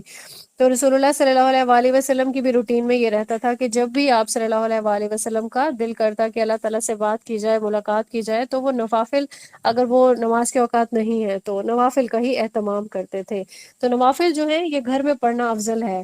فرض کی جو نماز ہے مردوں کے لیے وہ ہمیشہ مسجد میں ہی ادا کرنی ہوگی، لیکن جو مرد نوافل پڑھنا چاہے تو وہ گھر میں پڑھ سکتے ہیں۔ اس کا ایک اور فائدہ بھی ہے کہ گھر میں ایک فضا قائم ہوتی ہے، بچے دیکھتے ہیں، ٹھیک ہے، تو اسی لیے کہا جاتا ہے نا کہ جتنی بھی آپ کی یہ سنتیں ہیں نا، ضروری نہیں ہے کہ آپ مسجد میں اگر کوئی آپ کے گھر میں سے کوئی میل جائے اور وہ پوری نماز پڑھ کے آئے اور مسجد یہ جو جائے نماز ہے اس کو بند کر کے رکھ دے، ٹھیک ہے، اگر وہ اپنی نفلی نمازیں گھر آ کے پڑھے گا تو گھر والوں کو بھی ایک انسپریشن ملے گی اور ایک اچھا سا ایک وہ بنے گا، ماحول بنے گا کہ وہ گھر کا جو سربراہ ہے وہ ایک نمازی انسان ہے، تو باقی سب بھی اس کی پیروی کریں گے، ٹھیک ہے، کیونکہ موسٹلی سربراہ کی ہی پیروی کی جاتی ہے نا، جو وہ اچھے کام کر رہا ہوتا ہے تو اس کو سب بچے بھی سیکھ لیتے ہیں اور بیوی کو بھی جو ہے وہ اس چیز کا جو ہے امپورٹنس پتہ چلتی ہے۔ اچھا، یہاں پہ ہم چاشت کی نماز کو بھی دیکھ لیتے ہیں کہ جو چاشت کی نماز ہے وہ کون سی ہے۔ یہ جو نماز طلوع آفتاب کے بعد ادا ہوگی اس کو، ٹھیک ہے، اس کے نام رکھے گئے ہیں، کبھی اس کو چاشت کی نماز کہا جاتا ہے، ٹھیک ہے، صلاۃ الضحیٰ کہا جاتا ہے، ٹھیک ہے، اس کو اشراق بھی کہا جاتا ہے، صلاۃ الاوابین بھی کہا جاتا ہے۔ تو ایک یہ والا جو کانسیپٹ ہے نا اس کو کلیئر کر لیں کہ جو صلاۃ الاوابین ہے یہ مغرب کے بعد پڑھی جائے گی، اور یہ جو صلاۃ الضحیٰ ہے اس کو جو ہے پڑھا جائے گا تقریباً جو ہے ظہر سے پہلے پہلے۔ تو یہ چاشت کی ہی نماز ہے، اس کے جو ہے نام بدل بدل کے جو ہے رکھے گئے ہیں۔ آپ جو یہ نوافل ہی ہے نا تو جس ٹائم بھی پڑھیں گے انشاءاللہ اس کی جو ہے آپ کو ثواب ملے گا۔ تو اب یہ اس کی ٹائمنگ صرف یہی ہے کہ فجر کے بعد جب طلوع ہو جاتا ہے سورج، اس کے بعد آپ جو ظہر سے پہلے پہلے کا جو ٹائم ہے نا، ٹھیک ہے، زوال سے پہلے پہلے کا، اس وقت تک آپ جو بھی 2 نوافل، 4 نوافل، پانچ نہیں سوری 6، 8 اور 10 جتنے بھی پڑھنا چاہیں، ٹھیک ہے، آپ یہ نوافل پڑھ سکتے ہیں۔ اب اس کی فضیلت کے حوالے سے جو ہے بخاری کی 1981 حدیث دیکھ سکتے ہیں، ٹھیک ہے، مسلم کی 1671 دیکھ سکتے ہیں، ٹھیک ہے، تو اس کی بہت زیادہ فضیلت ہے۔ اور جیسے کہ رسول اللہ صلی اللہ علیہ وآلہ وسلم کا یہ فرمان ہے کہ جب آدمی پر صبح ہوتی ہے تو اس کے ہر جوڑ پر ایک صدقہ واجب ہوتا ہے، پھر ایک مرتبہ سبحان اللہ کہنا صدقہ ہے، ایک مرتبہ الحمدللہ کہنا صدقہ ہے، اور پھر ایک مرتبہ لا الہ الا اللہ پڑھنا صدقہ ہے، اور ایک مرتبہ اللہ اکبر کہنا بھی صدقہ ہے، اور اچھی بات کہنے کا حکم بھی، ٹھیک ہے۔ اور پھر اس کے بعد آخر میں آتا ہے کہ چاشت کی 2 رکعت نماز پڑھ لینا ان تمام امور سے کفایت کر جاتا ہے، ٹھیک ہے۔ تو جو لمبی لمبی جو عبادتیں ہیں اس سے یہ جو 2 رکعت نماز ہے یہ کفایت کر جائے گی۔ تو یہ بہت زیادہ، جس طرح سے ہم روٹین میں بھی کہتے ہیں نا کہ تھوڑا کم وقت میں زیادہ چیزیں ہمارے ایسے اعمال ہوں کہ ہمارے جو زیادہ سے زیادہ ہمیں اجر مل جائے، تو یہ انہی چیزوں کا ایک جواب ہے۔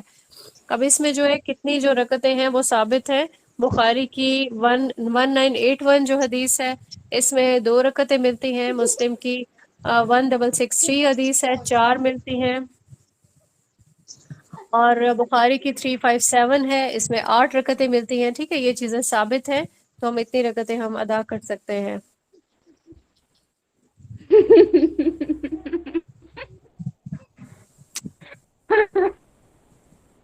فریحہ اپنا مائک میوٹ کیجئے، فریحہ۔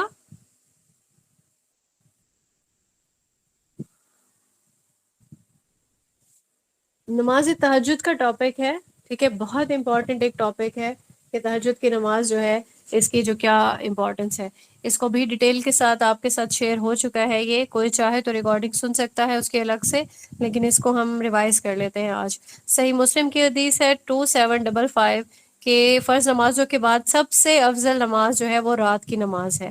رسول اللہ صلی اللہ علیہ وآلہ وسلم کا اس کے لیے فرمان ہے کہ تہجد پڑھا کرو کیونکہ یہ تم سے پہلے نیک لوگوں کا طریقہ ہے، تمہارے لیے اللہ تعالیٰ کے قرب کا سبب، برائیوں سے دور ہونے کا ذریعہ اور گناہوں سے باز رکھنے والا عمل ہے۔ یہ ترمذی کی حدیث ہے 3549۔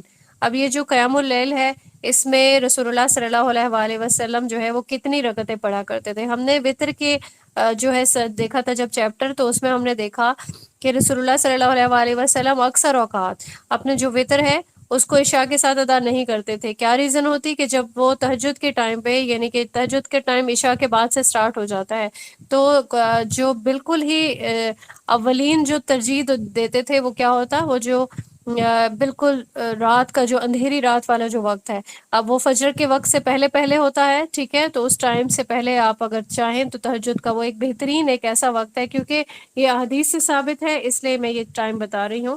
یہ ہوتا ہے رات کا آخری حصہ، صحیح مسلم کی 1766 حدیث ہے، اس میں یہ ثابت ہے۔ تو اگر اس میں آپ اپنی نماز مکمل کرتے ہیں، ٹھیک ہے، تو رسول اللہ صلی اللہ علیہ وآلہ وسلم 13 رکعتیں نماز تبھی پڑھ لیتے۔ یہ جو 13 رکعتیں ہیں، یہ صحیح مسلم کی 1720 سے ثابت ہے۔ اس میں 5 وتر ہوتے، ٹھیک ہے۔ اب جو 5 رکعتیں ہیں، یہ تشہد کے لیے صرف آخری رکعت میں ہی بیٹھتے تھے رسول اللہ صلی اللہ علیہ وآلہ وسلم، ٹھیک ہے۔ تو ایک سوال یہ بھی آیا تھا کہ اگر یہ جو ثابت رکعتیں ہیں کہ جس طرح سے 5 7 3، ٹھیک ہے، تو اس میں تشہد جو ہے وہ نہیں پڑھا جاتا، تو تشہد میں کب بیٹھا جائے گا؟ صرف آخری رکعت میں۔ اب جو قیام اللیل کی یہ سارا جو طریقہ ہے 11 رکعت والا، یہ رسول اللہ صلی اللہ علیہ وآلہ وسلم کی روٹین سے ثابت تھا۔ اور پھر یہ کہ نماز جو ہے وہ 2 رکعتیں پڑھی جا سکتی ہیں، ٹھیک ہے، 2 رکعتیں پڑھ کے اور اس کے بعد اس کو طاق بھی کر سکتے ہیں، یا پھر آخری رکعت جو وتر کی رکعت ہے اس کو 3 5 یا 1 کچھ بھی طریقے سے پڑھ سکتے ہیں، کیونکہ ہر طریقہ رسول اللہ صلی اللہ علیہ وآلہ وسلم سے ثابت ہے۔ تو جب بھی کوئی تہجد کی نماز ادا کرنا چاہے، اس کو یہ خطرہ ہو کہ صبح اس کی فجر سے پہلے آنکھ نہیں کھلے گی، تو پھر وہ عشاء کے بعد کسی بھی ٹائم تہجد کی نماز ادا کر سکتا ہے، اور فجر سے پہلے تک کوئی جاگ گیا، ٹھیک ہے، تو وہ اس ٹائم ادا کرے گا۔ یہ رات کا جو آخری حصہ ہے، یہ بہت زیادہ فضیلت والا ایک جو ہے وقت ہے۔ طویل جو ہے وہ سجود ثابت ہے رسول اللہ صلی اللہ علیہ وآلہ وسلم سے، اور تقریباً 50 آیتوں کی جو تلاوت ہے اس کے برابر سجدہ کرنا بھی روایت جو ہے وہ کیا جاتا ہے، بخاری میں 1123 میں۔ اور طویل قیام کرنا یہ بھی مستحب ہے، اور رسول اللہ صلی اللہ علیہ وآلہ وسلم ان رکعتوں میں طویل قیام کرتے اور خوب اچھی طرح ادا کرتے۔ اب ہم یہ چیز دیکھ چکے ہیں کہ جب بھی رسول اللہ صلی اللہ علیہ وآلہ وسلم اپنی جماعت جو ہے وہ کروایا کرتے تھے، تو وہ باقی سب لوگ، کیونکہ اس وقت تو خواتین بچے سبھی لوگ جو ہے وہ شامل ہوتے تھے جماعت میں، تو ان کو جو ہے بہت روایات کے مطابق جو ہے وہ اوسطاً رکھتے تھے کہ بہت زیادہ طویل نہیں کرتے تھے، بہت زیادہ شارٹ نہیں ہوتے تھے، ٹھیک ہے۔ تو لیکن یہ جو کیونکہ نوافل والی جو نمازیں ہوتی ہیں، تو یہ خود انسان اس پہ ڈیپینڈ کر رہا ہوتا ہے، کسی جماعت میں نہیں ہوتا، تو جب بھی وہ خود پڑھتے، اس کو جتنا مرضی انسان چاہے طویل کر سکتا ہے، قیام کر سکتا ہے، طویل طویل سجود کر سکتا ہے، ٹھیک ہے۔ تو یہاں پہ روایات میں آپ کو مل گیا کہ اتنا طویل کیا جا سکتا ہے کہ 50 آیات جو ہے وہ پڑھی جا سکیں خوب اچھی طریقے سے۔ اور پھر یہ ہے کہ قیام اللیل میں جس طرح کہتے ہیں کہ سری طریقے سے پڑھی جائیں یا جہری طریقے سے، تو دونوں طرح کی قرات جو ہے وہ ثابت ہیں۔ کبھی کبھار رسول اللہ صلی اللہ علیہ وآلہ وسلم اونچی آواز میں پڑھ لیتے، اور کبھی یہ ہے کہ پس آواز میں ہی تلاوت کر لیا کرتے تھے۔ پھر ہم دیکھتے ہیں تحیۃ المسجد کی 2 رکعتیں۔ تحیۃ المسجد سے مراد ابھی ہم نے دیکھا کہ مسجد میں جیسے ہی داخل ہوئے 2 رکعتیں، اس کی جو ہے ابھی آپ کے ساتھ شیئر ہوئی ہیں پہلے ہی جو حدیث ہے، مزید جو ہے وہ بخاری کی 444 ہے، اس کو بھی آپ دیکھ سکتے ہیں، ٹھیک ہے۔ تو تحیۃ المسجد سے مراد یہی ہے کہ جیسے ہی مسجد میں آپ داخل ہوئے، آپ نے 2 رکعتیں ادا کر لی۔ اس کے بعد یہ ہے کہ وضو کے بعد بھی 2 نفل پڑھنا، یہ بھی بہت پسندیدہ ہے۔ تو ایک حدیث آپ کے ساتھ شیئر کرتی ہوں، سپروائزرز کائنڈلی شیئر کر دیجیے گا، بخاری کی ہے 1149۔ اس میں دیکھیں کہ رسول اللہ صلی اللہ علیہ وآلہ وسلم نے سیدنا بلال رضی اللہ تعالیٰ عنہ سے پوچھا کہ مجھے اپنا سب سے زیادہ امید والا نیک کام بتاؤ جسے تم نے اسلام لانے کے بعد کیا ہے، کیونکہ میں نے جنت میں اپنے آگے تمہارے جوتوں کی چاپ سنی ہے۔ انہوں نے عرض کیا، جب بھی میں نے رات یا دن میں کسی بھی وقت وضو کیا تو میں اس وضو سے نفل پڑھتا رہا جتنی میری تقدیر لکھی گئی تھی، ٹھیک ہے۔ تو یہ جب میں نے حدیث جو ہے آپ کے ساتھ شیئر کرنا جو ہے وہ اچھا سمجھا، کیونکہ یہ دیکھیں کہ جو نفل کے بعد والے جو وضو کے بعد والے جو نوافل ہیں ان کی کیا امپورٹنس ہے، ٹھیک ہے۔ تو یہ بہت امپورٹنٹ حدیث ہے، اپنی روٹین میں ہمیں ضرور شامل کرنا چاہیے کہ جیسے ہی وضو کیا اس کے بعد ہم نے وضو کے 2 نوافل بھی پڑھ لیے، ٹھیک ہے۔ پھر ایک ٹاپک ہے نماز استخارہ۔ یہ بہت امپورٹنٹ ہے، ہم سب کو اس کے بارے میں پتہ ہونا چاہیے کہ سہارا کا جو کانسیپٹ ہمیں دیا گیا ہے ہمارے معاشرے میں، وہ کس قدر جو ہے وہ غلط کانسیپٹ ہے۔ ہمارے ہاں اکثر بڑے کہہ رہے ہوتے ہیں کہ کوئی بھی نیک کام کرنا ہے یا کوئی اچھا کام کرنا ہے یا کوئی ایسی چیز ہے جس کا فیصلہ کرنا مشکل ہو رہا ہے تو آؤ استخارہ کروا لیتے ہیں، ٹھیک ہے۔ تو استخارہ کوئی کروا نہیں سکتا ہے۔ استخارے کی دعا جو ہے وہ ہمیں رسول اللہ صلی اللہ علیہ وآلہ وسلم نے سکھا دی۔ اپنی جو دعا ہے استخارہ کی وہ خود ہی پڑھ کے خود ہی اللہ تعالیٰ سے خیر طلب کرنی ہوتی ہے، اور اس میں ایسا نہیں ہے کہ استخارے کا لوگوں نے مدد لیا ہوا ہے کہ مطلب لیا ہوا ہے کہ اس کو ہم پڑھیں گے تو کوئی نہ کوئی رزلٹ ہمارے سامنے آئے گا، ہمیں خواب آئے گا، ہمیں اشارہ ملے گا تو ہم یہ کام کر لیں گے۔ نہیں، آپ کی مرضی اس پہ نہیں چلے گی، اللہ تعالیٰ آپ کے جو حالات ہیں ان کو تبدیل کر دیں گے اس کے اکارڈنگ، ٹھیک ہے۔ آپ کے حق میں اگر آپ نے کیونکہ اللہ سے خیر طلب کی، انشاءاللہ قبولیت ہوگی اور اللہ آپ کو خیر والا معاملہ عنایت فرمائیں گے۔ تو کوشش یہی کرنی چاہیے کہ سنت کا جو طریقہ ہے اسی کو ہی اختیار کیا جائے۔ آپ کو استخارہ جب آپ پڑھ رہے ہوں گے، دعا پڑھ رہے ہوں گے، تو اس سے کوئی رنگ نظر نہیں آئے گا، کوئی خواب نہیں آئے گا، ٹھیک ہے۔ آ جاتا ہے تو یہ ایک اللہ تعالیٰ کی طرف سے ایک آپ کو ایک رحمت ہے اللہ تعالیٰ کی، لیکن اس میں فکس نہیں ہے کہ کوئی اشارہ ملے گا پھر آپ یہ ڈیسیژن چھوڑ کے یہ ڈیسیژن کر لیں گے، ایسا کچھ نہیں ہوگا۔ یہ صرف ایک دعا ہے، خیر طلب کریں گے، اللہ تعالیٰ سے مشورہ درکار کریں گے، ٹھیک ہے۔ تو کبھی کوئی استخارہ کرنے والا کبھی ناکام نہیں ہوتا، ٹھیک ہے۔ طبرانی کی یہ ایک روایت ہے، اس کو کوئی گوگل کر سکتا ہے کیونکہ ایپ میں مجھے نہیں ملتی، کہ 6816 ہے یہ، ٹھیک ہے۔ اچھا، یہاں پہ اب یہ ہے کہ استخارہ کی جو دعا ہے وہ جو رسول اللہ صلی اللہ علیہ وآلہ وسلم نے تعلیم فرمائی ہے، اس کو جو ہے آپ یاد بھی کر سکتے ہیں، اس کو دیکھ کے بھی پڑھ سکتے ہیں۔ استخارہ کرنے کا طریقہ ہم دیکھ لیتے ہیں کہ 2 رکعت جو ہے وہ پڑھ کے مخصوص دعا کرنا استخارہ کہلاتا ہے۔ 1162 ہے بخاری کی، اس کے علاوہ 6382 ہے، ٹھیک ہے۔ 2 نفل پڑھیں گے، اس کے بعد استخارہ کا ایک ڈیزائن آپ کے ساتھ انشاءاللہ شیئر کریں گے سپروائزرز، اس میں یہ دعا ترجمے کے ساتھ جو ہے وہ دی گئی ہے۔ آپ یہ دیکھیں کہ بہت بہترین یہ دعا ہے، اس کی ٹرانسلیشن آپ دیکھیں کہ یہ انسان اپنے لیے ہی مانگ رہا ہوتا ہے۔ یہ دعا کی میں ٹرانسلیشن پڑھنا چاہتی ہوں، آپ اس کو دیکھ لیں، اس کی عربک بھی آپ دیکھ لیں۔ اے اللہ، میں بھلائی مانگتا ہوں تیری بھلائی سے، تو قدرت رکھنے والا ہے اور میرے پاس کوئی قدرت نہیں، تو علم والا ہے، مجھے علم نہیں، اور تو تمام پوشیدہ باتوں کو جاننے والا ہے۔ اے اللہ، اگر تو جانتا ہے کہ یہ کام میرے لیے بہتر ہے، میرے دین کے اعتبار سے، میری معاش اور میرے انجام کار کے اعتبار سے، تو اسے میرا مقدر کر دے، اور اگر تو جانتا ہے کہ یہ کام میرے لیے برا ہے، میرے دین کے اعتبار سے، میری معاش اور میرے انجام کار کے اعتبار سے، تو اسے مجھ سے پھیر دے اور مجھے اس سے پھیر دے، میرے لیے بھلائی مقدر کر دے جہاں کہیں بھی وہ ہو، اور مجھے اس سے مطمئن کر دے۔ اب یہاں پہ 2 ایسے اوقات آتے ہیں کہ انسان کو کانسیپٹ اپنا جو بھی دعا ہے یا جو بھی اب معاملہ اللہ تعالیٰ کے سے ہم مانگ رہے ہیں اس میں اپنے مائنڈ میں رکھنا ہوگا، ٹھیک ہے۔ جب انسان یہ دعا کر رہا ہوتا ہے نا، حاصل امر کے بعد وہ والا مقصد اپنے ذہن میں رکھتے ہوئے جو ہے عاجزی کرتے ہوئے اللہ سے دل میں اس چیز کی امید رکھے کہ اللہ تعالیٰ میرے لیے یہ معاملہ خیر کا ہی طلب کریں گے، انشاءاللہ عنایت کریں گے، ٹھیک ہے۔ تو ہم یہاں پہ دیکھتے ہیں کہ استخارہ کن کن معاملات میں کیا جائے گا۔ آپ کو کوئی بھی جو مشورہ درکار ہے اللہ تعالیٰ سے، ٹھیک ہے، وہ آپ کر سکتے ہیں، لیکن استخارہ ایسے کاموں میں نہیں ہوگا کہ میں نے نماز پڑھنی ہے یا فلاں عبادت کرنی ہے، میں کروں یا نہیں کروں، ٹھیک ہے۔ تو ابھی جیسے انسان حج پہ بھی جا رہا ہوتا ہے، ٹھیک ہے، تو وہ حج کے لیے ارینجمنٹ کرے گا، استخارہ کر کے نہیں جائے گا، یا عمرہ کرنے کے لیے جا رہا ہے، اس کو استخارہ کرنے کی ضرورت نہیں ہے۔ لیکن رسول اللہ صلی اللہ علیہ وآلہ وسلم کی سنت سے یہ ثابت ہے کہ آپ صلی اللہ علیہ وآلہ وسلم جب بھی کبھی سفر کرنے کا ارادہ کرتے تو استخارہ کرتے تھے، ٹھیک ہے۔ تو نیک کاموں کے لیے استخارہ نہیں ہے، باقی تمام کاموں کے لیے استخارہ ہے۔ تو اب کیا کرنا ہے کہ جیسے ہم نے 2 نوافل پڑھے، اس کے بعد استخارے کی دعا کی، اور اس کے بعد ضروری نہیں ہے کہ سونا ہے، اور پھر کچھ لوگ کہتے ہیں دائیں کروٹ سونا ہے، ایسا کچھ بھی نہیں ہے۔ آپ اس کو دن میں بھی کر سکتے ہیں، آپ رات میں بھی کر سکتے ہیں، کسی بھی ٹائم کر سکتے ہیں، اس کا کوئی تعلق آپ کے سونے سے، جاگنے سے، کسی بھی چیز سے نہیں ہے، یہ صرف ایک دعا ہے، ٹھیک ہے۔ تو انشاءاللہ یہ کانسیپٹ آپ کا بالکل کلیئر ہو گیا ہوگا۔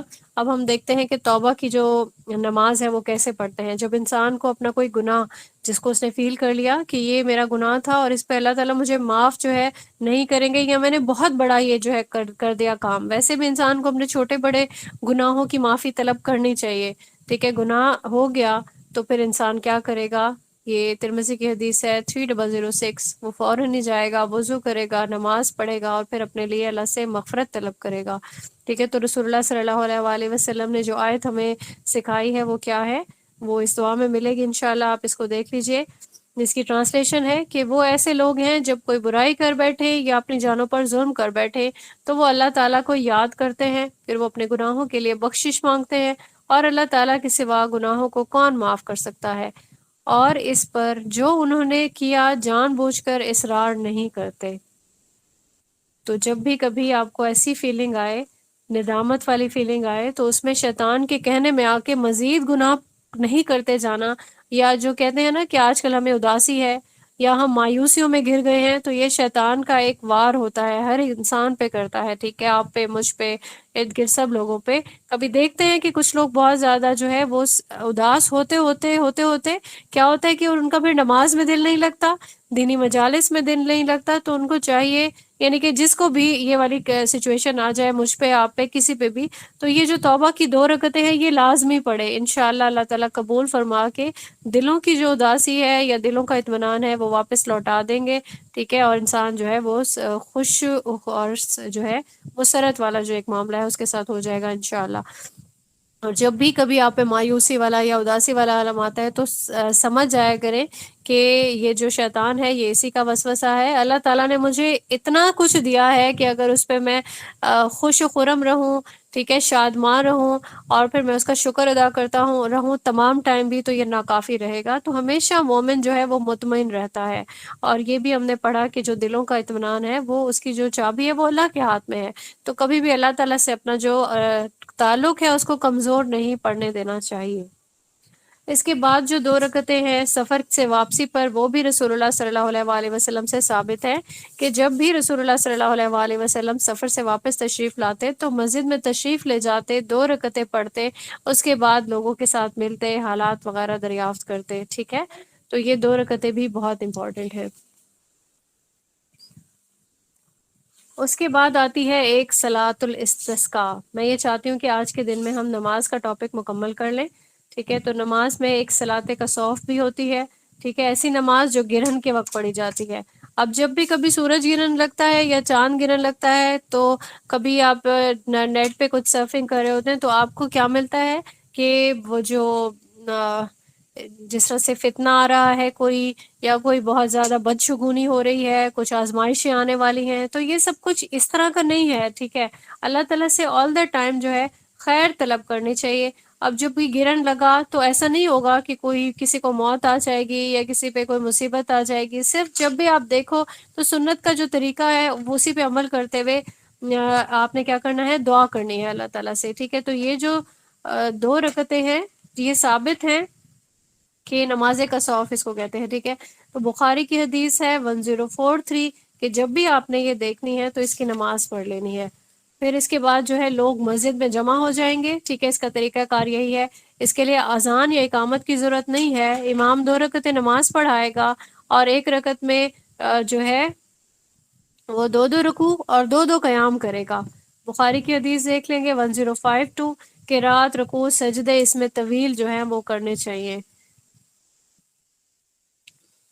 سپروائزرز کائنڈلی آپ اس کو شیئر کر دیجیے گا. بخاری کی 1052 ہے اور مسلم کی 2100 ہے حدیث. اس میں یہ چیز جو ہے ثابت ہے کہ 1 رکعت میں جو ہے وہ 2 رکوع کیے جائیں گے. ٹھیک ہے، اور 2 سجود. اور پھر یہ ہے کہ 2 رکوع کے درمیان میں کیا کہا جائے گا، قرات کی جائے گی. صحیح مسلم کی 2112 حدیث ہے، ایسے یہ چیز ثابت ہوتی ہے. اور اس دوران ہمیں کیا کرنا چاہیے، استغفار کرنی چاہیے، صدقہ کرنی چاہیے، تکبیر کرنی چاہیے اور دعا کرنی چاہیے. اور اس میں جو قرات کی جائیں گی وہ بلند آواز سے کی جائیں گی. اب جو جس طرح خواتین ہیں وہ مسجد میں نہیں جائیں گی تو پھر وہ گھر پہ یہ نماز پڑھ سکتی ہیں. ٹھیک ہے، اور اس میں جو ہے خطبہ بھی دیا جا سکتا ہے، مسنون ہے خطبہ دینا. اور پھر ہم ایک اور حدیث لے لیتے ہیں، بخاری کی 1048 ہے کہ اس میں سیدنا ابو بکرہ رضی اللہ تعالیٰ عنہ سے یہ چیز روایت ہے کہ رسول اللہ صلی اللہ علیہ وآلہ وسلم نے فرمایا، سورج اور چاند دونوں اللہ تعالیٰ کی نشانیاں ہیں اور کسی کی موت و حیات سے ان میں گرہن نہیں لگتا، بلکہ اللہ تعالیٰ اس ذریعے سے اپنے بندوں کو ڈراتا ہے. ایک اور جو ہے یہ بدعت عام ہے، کہا جاتا ہے کہ سورج گرہن ہو یا چاند گرہن ہو تو جو بھی کوئی پریگننٹ لیڈی ہے وہ باہر نہیں نکلے، اس کی شعاؤں سے کچھ ہو جاتا ہے، کوئی نشان ہو جاتا ہے وغیرہ وغیرہ، تو یہ بھی صرف ایسی بدعات ہے۔ اور ایسے میں نے بہت سارے لوگوں کو دیکھا جنہوں نے اس چیز پہ عمل نہیں کیا، اور اللہ کا شکر ہے کہ ان کو ایسی کسی چیز کا سامنا بھی نہیں کرنا پڑا جس طرح کی لوگ باتیں منسوخ کرتے ہیں۔ اب میں یہی کہوں گی کہ جو لوگ اس کو ایکسپیرینس کرتے ہیں تو اللہ تعالیٰ انسان جیسی اپنی جو ہے وہ رکھتا ہے نا، گمان رکھتا ہے، اللہ تعالیٰ بھی پھر اس کو وہی چیز جو ہے اسے نوازتے ہیں۔ تو ان چیزوں سے، بدعات سے ہمیشہ انسان کو اپنے آپ کو دور رکھنا چاہیے۔ صلاۃ الاستسقاء ہے کہ اللہ تعالیٰ سے پانی طلب کرنا، ٹھیک ہے؟ تو کبھی کوئی قحط سالی ہو گئی تو یہ جو 2 رکعت نماز کے ذریعے سے مخصوص طریقے سے جو بارش طلب کرنا ہے، ٹھیک ہے، یہ چیز ثابت ہے۔ تو صلاۃ الاستسقاء جو ہے اس کا مسنون طریقہ دیکھ لیتے ہیں۔ کھلے میدان میں لوگ جائیں گے، ٹھیک ہے، امام انہیں 2 رکعتیں پڑھائے گا، پہلی رکعت میں 7 تکبیریں ہوں گی، دوسری رکعت میں 5 تکبیریں کہہ سکتا ہے، ٹھیک ہے، پہلی رکعت میں سورہ اعلیٰ پڑھ سکتا ہے، دوسری رکعت میں سورہ غاشیہ کی تلاوت جو ہے وہ کی جائے گی۔ پھر اس کے بعد لوگوں کی طرف متوجہ ہو کر وہ خطبہ دے گا، اس میں کثرت سے استغفار کرے گا، دعا مانگے گا، اور اپنی ہتھیلیوں کی پشت یعنی کہ الٹی طرف سے آسمان کی طرف اشارہ کرے گا۔ ابو داؤد کی 1173 حدیث سے یہ چیز ہمیں ملے گی انشاءاللہ۔ یہ کھلے میدان میں یہ دعا جو ہے پڑھی جائے گی، اور یہ نماز بھی کھلے میدان میں ہی پڑھی جائے گی۔ اور جو اس میں قرات کی جائیں گی، اس میں جو قرات ہیں وہ جہری قرات جو ہے وہ کی جائیں گی۔ بخاری کی 10424 حدیث سے یہ چیز ثابت ہے۔ پھر اس میں دیکھتے ہیں کہ اس میں دعا جو ہے وہ کیسی مانگی جائے گی۔ بخاری کی 1031 حدیث ہے کہ سیدنا انس بن مالک رضی اللہ تعالیٰ عنہ سے یہ روایت ہے کہ رسول اللہ صلی اللہ علیہ وآلہ وسلم دعائے استسقاء کے سوا کسی اور دعا کے لیے ہاتھ اتنا زیادہ نہیں اٹھاتے تھے کہ بغلوں کی سفیدی جو ہے وہ نظر آ جائے۔ اس میں نہ تو اذان اور نہ ہی اقامت ہے، یہ دونوں چیزیں صلاۃ الاستسقاء کے لیے ثابت نہیں ہیں۔ اور پھر جو اس میں جو خطبہ دیا جائے گا، ٹھیک ہے، وہ کس بارے میں ہوگا کہ گناہوں سے بچنا ہے، نافرمانی نہیں کرنی ہے، اور استغفار کرنا ہے۔ کیونکہ ایسی جب خشک سالی یا قحط وغیرہ جب آتا ہے تو انسان فوراً اللہ سے خیر طلب کرتا ہے۔ اور یہ جو قحط اور خشک سالی وغیرہ ہے، اس سے یہی کنسیڈر کیا جاتا ہے کہ اللہ تعالیٰ کی شاید ناراضگی ہے، تو زیادہ سے زیادہ استغفار جو ہے وہ کرنی چاہیے انسان کو، اور خیر طلب کرنی چاہیے۔ اب ایک جو دعا ہے ابو داؤد کی 1169 حدیث ہے، اس میں یہ چیز جو ہے بیان کی گئی ہے، دعا کہ اللہ ہمیں بارش عنایت فرما، ازحد مفید، مددگار، بہترین انجام والی، جو شادابی لائے، نفع آور ہو، کسی ضرر کا باعث نہ بنے، اور جلدی آئے، دیر نہ کرے۔ ایک اور حدیث ہے ابو داؤد کی 1164، اس میں جو ہے رسول اللہ صلی اللہ علیہ وآلہ وسلم نے اپنی چادر کے باطنی حصے کو اپنے ظاہر کی طرف پھیر دیا، اور لوگوں نے بھی آپ صلی اللہ علیہ وآلہ وسلم کے ساتھ اپنی چادریں پلٹی، ٹھیک ہے۔ چادروں کا پلٹنا یہ مستحب عمل ہے۔ اب بارش طلب کرنے کے لیے جو نماز کے علاوہ بھی دعا ویسے بھی کی جا سکتی ہے اللہ تعالیٰ سے، ٹھیک ہے، ضروری نہیں کہ یہ جو نماز ہے یہ پڑھی جائے، یہ جب قحط والی ایک سچویشن ہو جائے گی تب پڑھی جا سکتی ہے، لیکن پڑھ لیں تو بھی اچھا ہے۔ سنت سے دونوں چیزیں جو ہے وہ ثابت ہیں۔ بخاری کی 1016 حدیث ہے، اس میں جو ہے یہ چیز بیان کی گئی ہے۔ اس کے بعد جو ہے بارش کو اگر دیکھ لیں گے تو کیا دعا مانگیں گے؟ اے اللہ نفع بخشنے والی جو بارش ہے وہ برسا۔ پھر ہمارا جو جنازے والا ٹاپک ہے، یہ بہت اچھے سے میں نے کوشش کی تھی کہ بار بار آپ کو ریوائز کرواؤں، ٹھیک ہے، تو انشاءاللہ آپ کو یہ چیز کور ہو گئی ہوگی۔ اور کوئی بھی کانسیپٹ جو ہے وہ اگر آپ کا اس میں مسنگ ہے، کچھ بھی اگر سوال ہوگا تو وہ آپ اپنے پاس نوٹ ڈاؤن کر سکتے ہیں، انشاءاللہ اس کو جو ہے وہ دیا جائے گا جواب۔ اب ایک ٹاپک ہے ہمارے پاس، ابھی ٹائم بچتا ہے، اس کو بھی ریوائز کر لیتے ہیں۔ زکوٰۃ کا ایک ٹاپک ہے، ٹھیک ہے۔ زکوٰۃ ہم کس لیے دیتے ہیں؟ ہم نے اپنے ایک تو اللہ تعالیٰ کا حکم ہے کہ زکوٰۃ دینی ہے، ٹھیک ہے۔ اب اس کے پیچھے جو کانسیپٹ ہے وہ یہ ہے کہ مال کو پاک کرنا ہے، ٹھیک ہے۔ اپنے آپ کے پاس جو مال ہے اس کو پاک کرنے کی غرض سے ہم جو چیز نکالتے ہیں اس کو زکوٰۃ کہا جاتا ہے۔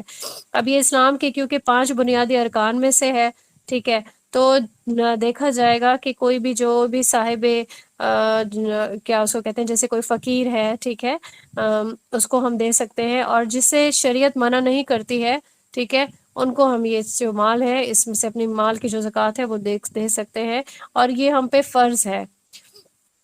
اس کے بعد ہم دیکھتے ہیں اس میں کہ ہوتا کیا ہے، اس کے فائدے انسان کو کیا کیا ہوتے ہیں۔ مال انسان کا پاک ہو جاتا ہے۔ دوسرا، انسان سے جو کنجوسی اور بخل والا ایلیمنٹ ہے، ٹھیک ہے، یہ نکل جاتا ہے۔ انسان کے مال میں برکت پیدا ہوتی ہے، اور واقعیتاً ایسا ہوتا ہے کہ زکوٰۃ دینے والے کے مال میں بہت برکت آتی ہے۔ اور پھر ایک اور فائدہ ہے، ناداروں کی مدد ہو جاتی ہے، ٹھیک ہے۔ تو جیسے لوگ ہیں فقراء، ان کے لیے بھی تو اللہ پاک نے ارینجمنٹ کرنا ہے نا، ایک سرکل ہوتا ہے پورا اللہ تعالیٰ کی طرف سے بنایا گیا ہے۔ انسان اس پہ عمل نہیں کرتا تو پھر کیا ہوتا ہے کہ کہیں پہ تو مال کے انبار لگ جاتے ہیں، اور کہیں پہ ایسا ہوتا ہے کہ لوگ جو ہے وہ فاقوں سے مرے ہوتے ہیں۔ تو اگر سبھی لوگ، جتنی بھی امت ہے، اگر سبھی لوگ اس پہ عمل کریں، زکوٰۃ دیں، اللہ تعالیٰ کا شکر ادا کریں کہ اللہ نے ہمیں مال دیا، ہم اس میں سے حصہ نکال رہے ہیں، ٹھیک ہے، تو کیا ہوگا کہ صرف دولت مند تک یہ چیز رکی نہیں رہے گی، مال و دولت، بلکہ باقی سب لوگوں تک ایک سرکل پورا چلنے لگے گا۔ تو اللہ تعالیٰ کی بنائی ہوئی جتنے بھی ارینجمنٹس ہیں، اس پہ ہم سب کو ہی عمل کرنا چاہیے۔ اب اس کی جو فضیلت ہے، دیکھیں یہ عبادت کا ایک جو ہے درجہ رکھتی ہے۔ زکوٰۃ دینے والا انسان اسلام کی جو ارکان ہے اس پہ عمل کرے گا تو obviously اس کے لیے ثواب کا بھی یہ چیز باعث بنے گا۔ اس کے علاوہ بہت ساری احادیث ہے کہ زکوٰۃ دینے والا جو ہے وہ مقربین کے ساتھ ہوگا، جنت میں یہ زکوٰۃ انسان کو لے جائے گی، گناہوں کا کفارہ بنے گی انشاءاللہ۔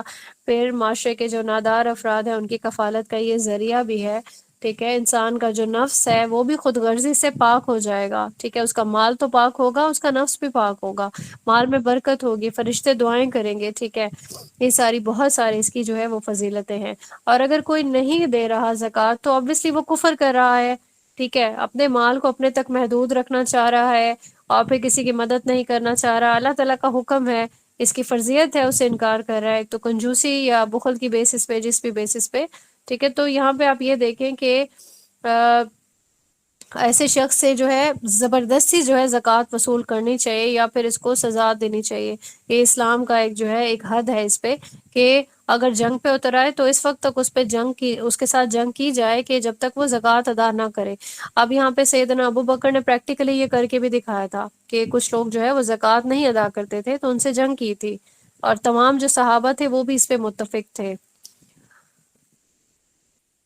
اس کے علاوہ جو لوگ زکوٰۃ نہیں دیتے اس کے لیے بھی بہت ساری احادیث ہیں جو آپ کے ساتھ لیکچر میں شیئر کی گئی تھی، کہ اس کو جو ہے مال زکوٰۃ جو ہے انسان کو وہ گنجے ناگ کی طرح اس کو ڈسے گا، ٹھیک ہے۔ ایسے لوگوں کے مالوں سے ہی ان کی پیشانیوں کو داغا جائے گا قیامت کے دن۔ سورہ توبہ کی آیات میں بھی آتا ہے، آیت نمبر 34 اور 35 میں۔ اور پھر یہ ہے کہ اگر کوئی آگ کی جیسے چٹانیں ہوں گی جہنم میں، ان کے لیے وہ گرم کی جائیں گی اگر کوئی زکوٰۃ نہیں دے گا، یعنی اپنے مال کو اپنے مال میں سے زکوٰۃ کا جو مال ہے اس کو بھی روک لے گا۔ تو یہاں پہ ہم دیکھتے ہیں کہ کون کون جو ہے وہ زکوٰۃ دے گا۔ ایک تو یہ کہ وہ مسلمان ہوگا جو زکوٰۃ دے گا، پھر یہ کہ اس کا جو نصاب کو اس کا مال پہنچ گیا تو وہ زکوٰۃ دے گا، نصاب سے کم ہے تو وہ نہیں دے گا، ٹھیک ہے۔ اور پھر یہ کہ جو مال ہے وہ اس کا اپنا ہے، کسی کی امانت رکھی ہوئی نہیں ہے، ٹھیک ہے، تو ایسا انسان جس کی اپنی ملکیت والا مال ہے وہ زکوٰۃ دے گا۔ اب جب زمینی پیداوار کی صورت میں زمینی پیداوار کے علاوہ جو باقی چیزیں ہیں ان پہ اگر سال گزر جاتا ہے، ٹھیک ہے، جو زمینی پیداوار ہے اس پہ سال گزرنے کی شرط نہیں ہے، جیسے ہی جو فروٹ آتا ہے نا، ٹھیک ہے، تو اس میں سے اس کا حصہ نکل آتا ہے۔ اب یہاں پہ ایک اور چیز ہم دیکھ لیتے ہیں کہ جو بنیادی ضروریات سے زندگی سے جو زائد مال ہے نا اسی پہ ہی دینا ہے۔ اب صاحب نصاب ہونے کا یہ بھی ایک نصاب کو پہنچنے کی ایک یہ بھی شرط ہے۔ اگر تو انسان کے پاس اپنی بنیادی چیزیں ہیں، ضروریات زندگی ہیں، ٹھیک ہے، ان پہ پھر جو ہے وہ نصاب کو نہیں پہنچتی، کراس نہیں کرتی۔ اور پھر یہ کہ مال جو ہے وہ حرام طریقے سے نہیں کمایا گیا ہو، حلال مال ہو، ٹھیک ہے۔ اور اس کے بعد یہ کہ انسان مقروض بھی نہیں ہو، قرض سے وہ فارغ ہو جائے گا، پھر اس کے بعد اپنا جو بھی مال ہے اس کو وہ کیلکولیٹ کرے گا۔ لیکن ایسا بھی نہیں ہے کہ ہر ایک چیز پہ زکوٰۃ ہو، لائک لوگ کہتے ہیں ہمارے پاس ایک فریج نہیں 2 فریج ہیں، دوسرے پہ کیا میں زکوٰۃ دوں گی؟ میرے پاس جو ہے 3 موبائل ہیں، کیا میں ایک موبائل میری ضرورت کا ہے، 2 ہیں تو اس پہ کیا میں زکوٰۃ دوں گی؟ تو بالکل بھی نہیں۔ جن چیزوں پہ آپ نے زکوٰۃ دینی ہے بس انہی پہ ہی دینی ہے۔ وہ کون کون سی چیزیں ہیں؟ سونا ہے، چاندی ہے، زیورات ہے، نقدی ہے، ٹھیک ہے، اس کے بعد ہے زرعی پیداوار جیسے غلہ، اناج اور پھل وغیرہ ہیں، اور پھر اس کے بعد یہ کہ آپ کے پاس چوپائے ہیں، کون کون سے؟ اونٹ ہے، گائے ہے، بکری ہے، ٹھیک ہے، یہ والی چیزیں، ان پہ زکوٰۃ جو ہے وہ واجب ہے۔ اور پھر یہ ہے کہ مال تجارت آپ کے پاس ہے، اس کا بھی اکٹھا ایک ایسٹیمیٹ لگائیں، اس پہ بھی دینی ہوتی ہے، پھر اس کے بعد جو مدفون چیزیں ہیں جیسے معدنیات کسی کے زمین میں سے نکل آئے گی، ٹھیک ہے، تو اس پہ بھی زکوٰۃ جو ہے وہ دینی ہوگی۔ زکوٰۃ کا نصاب ہم نے ڈسکس کیا تھا، ٹھیک ہے، 2.5%۔ یہ اپنے جتنا بھی آپ کا مال ہے اس کا نصاب بنائیں، اس کے بعد اس کا جو ہے 2.5% دینا ہے۔ اب جو سونے کی جو زکوٰۃ ہے وہ 7.5 تولے کا ہے حساب، ٹھیک ہے۔ چاندی کی جو زکوٰۃ ہے 52.5 تولے ہے۔ اب یہاں پہ ایک جو طریقہ علماء کا، اس میں اتنی مسکنسیپشنز ہیں، ٹھیک ہے، اور مجھے ایسا لگتا ہے کہ بہت سی جگہوں پہ مال کو روکنے کے طریقے بھی جو ہے وہ انٹروڈیوس کرا دیے گئے کہ جو شوہر ہے اس کے، کیونکہ سال بعد زکوٰۃ جو ہے واجب ہوتی ہے، سال بھر آپ کے پاس سونا رہا، سال بھر نقدی رہی، سال کے اینڈ پہ آپ نے، تو لوگوں نے رمضان سے رمضان تک کا ایک سسٹم بنایا ہوتا ہے کہ رمضان میں ہم نے زکوٰۃ دینی ہے۔ اب یہ ضروری نہیں ہے، سال میں کسی بھی وقت انسان زکوٰۃ دے سکتا ہے۔ اب پھر رمضان میں اگر آپ نے دی تو یاد رہتا ہے نا کہ اگلے رمضان تک میرا یہ سرکل مکمل ہو گیا، تو یہ بھی ایک بہتر طریقہ ہے۔ پھر اگر کوئی ایک دم سے پورے سال کی زکوٰۃ ایک دفعہ میں نہیں دے سکتا تو وہ اس کا کیلکولیشن بنائے گا، ٹھیک ہے، اور پھر پورے سال وہ تھوڑی تھوڑی تھوڑی تھوڑی دیتا رہے گا، پھر جتنی بچتا ہوگا اماؤنٹ اس کو وہ جا کے رمضان میں مکمل کر کے اس کا وہ چیپٹر کلوز کر دے گا۔ یہ طریقہ بہت اچھا ہے۔ اچھا، پھر کہا جاتا ہے کہ بیوی شوہر کو اپنا جو ہے سال مکمل ہونے سے پہلے پہلے اپنا سونا شوہر کو گفٹ کر دے، ٹھیک ہے، تاکہ زکوٰۃ سے بچے۔ پھر اگلا سال مکمل ہونے سے پہلے پہلے شوہر اپنا سونا جو ہے سارے کا سارا بیوی کو ہی گفٹ کر دے، تو کتنی بری بات ہے نا یہ۔ آپ نے سونا بھی رکھنا ہے، اللہ کی حدود کو بھی کراس جو ہے وہ کرنا ہے، تو یہ کیا آپ کے مال میں وہ برکت پڑے گی؟ خود کے بھی کام نہیں آئے گا، اور اولاد بھی جو ہے وہ بھی، آج کل جس طرح سے معاشرے کے حالات ہیں، اولاد کی بھی نظروں میں والدین کی وقت نہیں، اور جو ہے والدین بھی اولاد کی جو ہے اس طریقے سے تربیت نہیں کر رہے۔ تو شروع سے ہی یہ چیزیں آپ کو معلوم ہونی چاہیے، بچوں کو بھی معلوم ہونا چاہیے کہ جتنا بھی آپ کا مال ہوگا، بالغ ہو جاؤ گے، جو چیز آپ کی کسٹڈی میں ہے اس کے آپ نے، یعنی کہ جو بھی بچے کمانے لائق ہو جاتے ہیں، ٹھیک ہے، ان کو بھی پتہ ہونا چاہیے کہ میں اپنی جتنی میری سیونگز ہیں، میرے حصے، آج کل والدین کا ہوتا ہے نا کہ پہلے ہی دے دیا، دے دلا کے ان کو جائیدادیں ان کے نام کر دی اور ساری چیزیں، ٹھیک ہے۔ تو یہ چیز ہے کہ آپ وہ جائیدادیں رکھ سکتے ہیں لیکن اس کی کیا زکوٰۃ نہیں دے سکتے؟ نہیں، سب زکوٰۃ تو آپ کو پھر بھی دینی ہوگی۔ ایسا نہیں ہو سکتا بچوں کے نام کر دیا تو آپ زکوٰۃ سے مستثنیٰ ہو گئے، ٹھیک ہے۔ جس کی ملکیت میں ہوگا اس کو زکوٰۃ دینی ہی دینی ہوگی۔ اب یہاں پہ ایک اور چیز ہے کہ لوگ کہتے ہیں، مطلب اب میں اس کو بتانا چاہوں گی کہ ہمارے اہل علم کے بھی کانسیپٹس جو ہیں وہ ایک اس پہ جو ہے ایک گراؤنڈ پہ نہیں آتے، ٹھیک ہے۔ کچھ لوگ کہہ رہے ہیں کہ نہیں، ہم لوگوں کا جو سونا ہے ہم نے کیا کیا کہ مطلب کچھ ہم نے سونا رکھ لیا کہ 7.5 تولے سے ہم نے کم کم رکھنا ہے، باقی ہم نے کچھ وہ نقدی میں کنورٹ کر لیا۔ اب کیونکہ جو چاندی ہے وہ 52 تولے کو اس نے بھی ٹچ نہیں کیا، تو خدارا ان سب سے بچنے کے لیے آپ نے اپنے سارا جو بھی مال ہے اس کا ایک آپ نے جو ہے کیلکولیشن بنا لینا ہے، ٹھیک ہے۔ یعنی آپ کے پاس سونا بھی ہے، آپ کے پاس نقدی بھی ہے، تو نصابوں کو جمع کر کے آپ نکالیں نا اپنی زکوٰۃ، ٹھیک ہے۔ اس میں کنجوسی کرنے سے مجھے لگتا ہے کہ آپ کے مال میں برکت تو نہیں ہو سکے گی نا۔ تو جو طریقہ ہے اس میں آپ یہ نہیں ڈھونڈتے رہیں کہ آپ جو ہے اس والے مسلک میں زکوٰۃ دینے کا یہ کرائٹیریا ہے، اس مسلک کی میں یہ چیز میں وہ کر لیتی ہوں، اپنے لیے آپٹ کر لیتی ہوں، اس مسلک کی یہ چیز آپٹ کر لیتی ہوں۔ تو مسلمان ہونے کا حق ادا کرنے کا یہی طریقہ ہے کہ نصابوں کو آپ ملا کے، سونا چاندی کیش، ان کو نصاب آپ کا وہ پہنچ جائے گا، آپ اس پہ آپ اپنی 2.5% دے، کتنی بنتی ہے؟ 1 لاکھ پہ اگر کوئی انسان 2.5% نہیں دے سکتا تو پھر وہ کیا کر سکتا ہے؟ مجھے لگتا ہے کہ اس میں کنجوسی ہرگز نہیں کرنی چاہیے۔ پھر ایک اور جو ہے سوال آتا ہے کہ جواہرات، جس میں جو جواہرات ہوتے ہیں نا، ہیرا اور جو یہ جو بہت مہنگے مہنگے جو پتھر ہوتے ہیں، اگر تو ان کو اس نیت سے رکھا ہوا ہے کہ کل کو اسے میں جو ہے، میرے پاس سیونگ ہے، اس کو میں سیو کر کے رکھ رہی ہوں اور میں نے کل کو جو ہے اس میں اسے فائدہ اٹھانا ہے، تو پھر آپ کو اس کی زکوٰۃ دینی چاہیے۔ جبکہ اگر وہ تجارت، جیسے دوسرا تجارت وغیرہ میں استعمال ہو رہا ہے، ٹھیک ہے، تو تجارت کے لیے جو مال جو ملتا ہے، ٹھیک ہے، تو پھر وہ شرائط کے مطابق اس کا بھی ایک اصول ہے کہ اس پہ بھی آپ نے نصاب کو بنا لینا ہے اور پھر اس کی زکوٰۃ آپ نے دینی ہے، ٹھیک ہو گیا۔ باقی دفینے ہوتے ہیں، ٹھیک ہے، مدفون جو چیزیں ہیں، تو بخاری کی حدیث سے بھی اس کا بھی ملتا ہے کہ خمس اس کا جو ہے وہ ادا ہوگا۔ خمس کیا ہوتا ہے؟ وہ 5واں حصہ ہوتا ہے، کیونکہ آپ کو وہ سارا مال بغیر محنت کے حاصل ہوا نا، تو اس کی مقدار تھوڑی بڑھا دی گئی۔ پھر اس کے بعد ہے کہ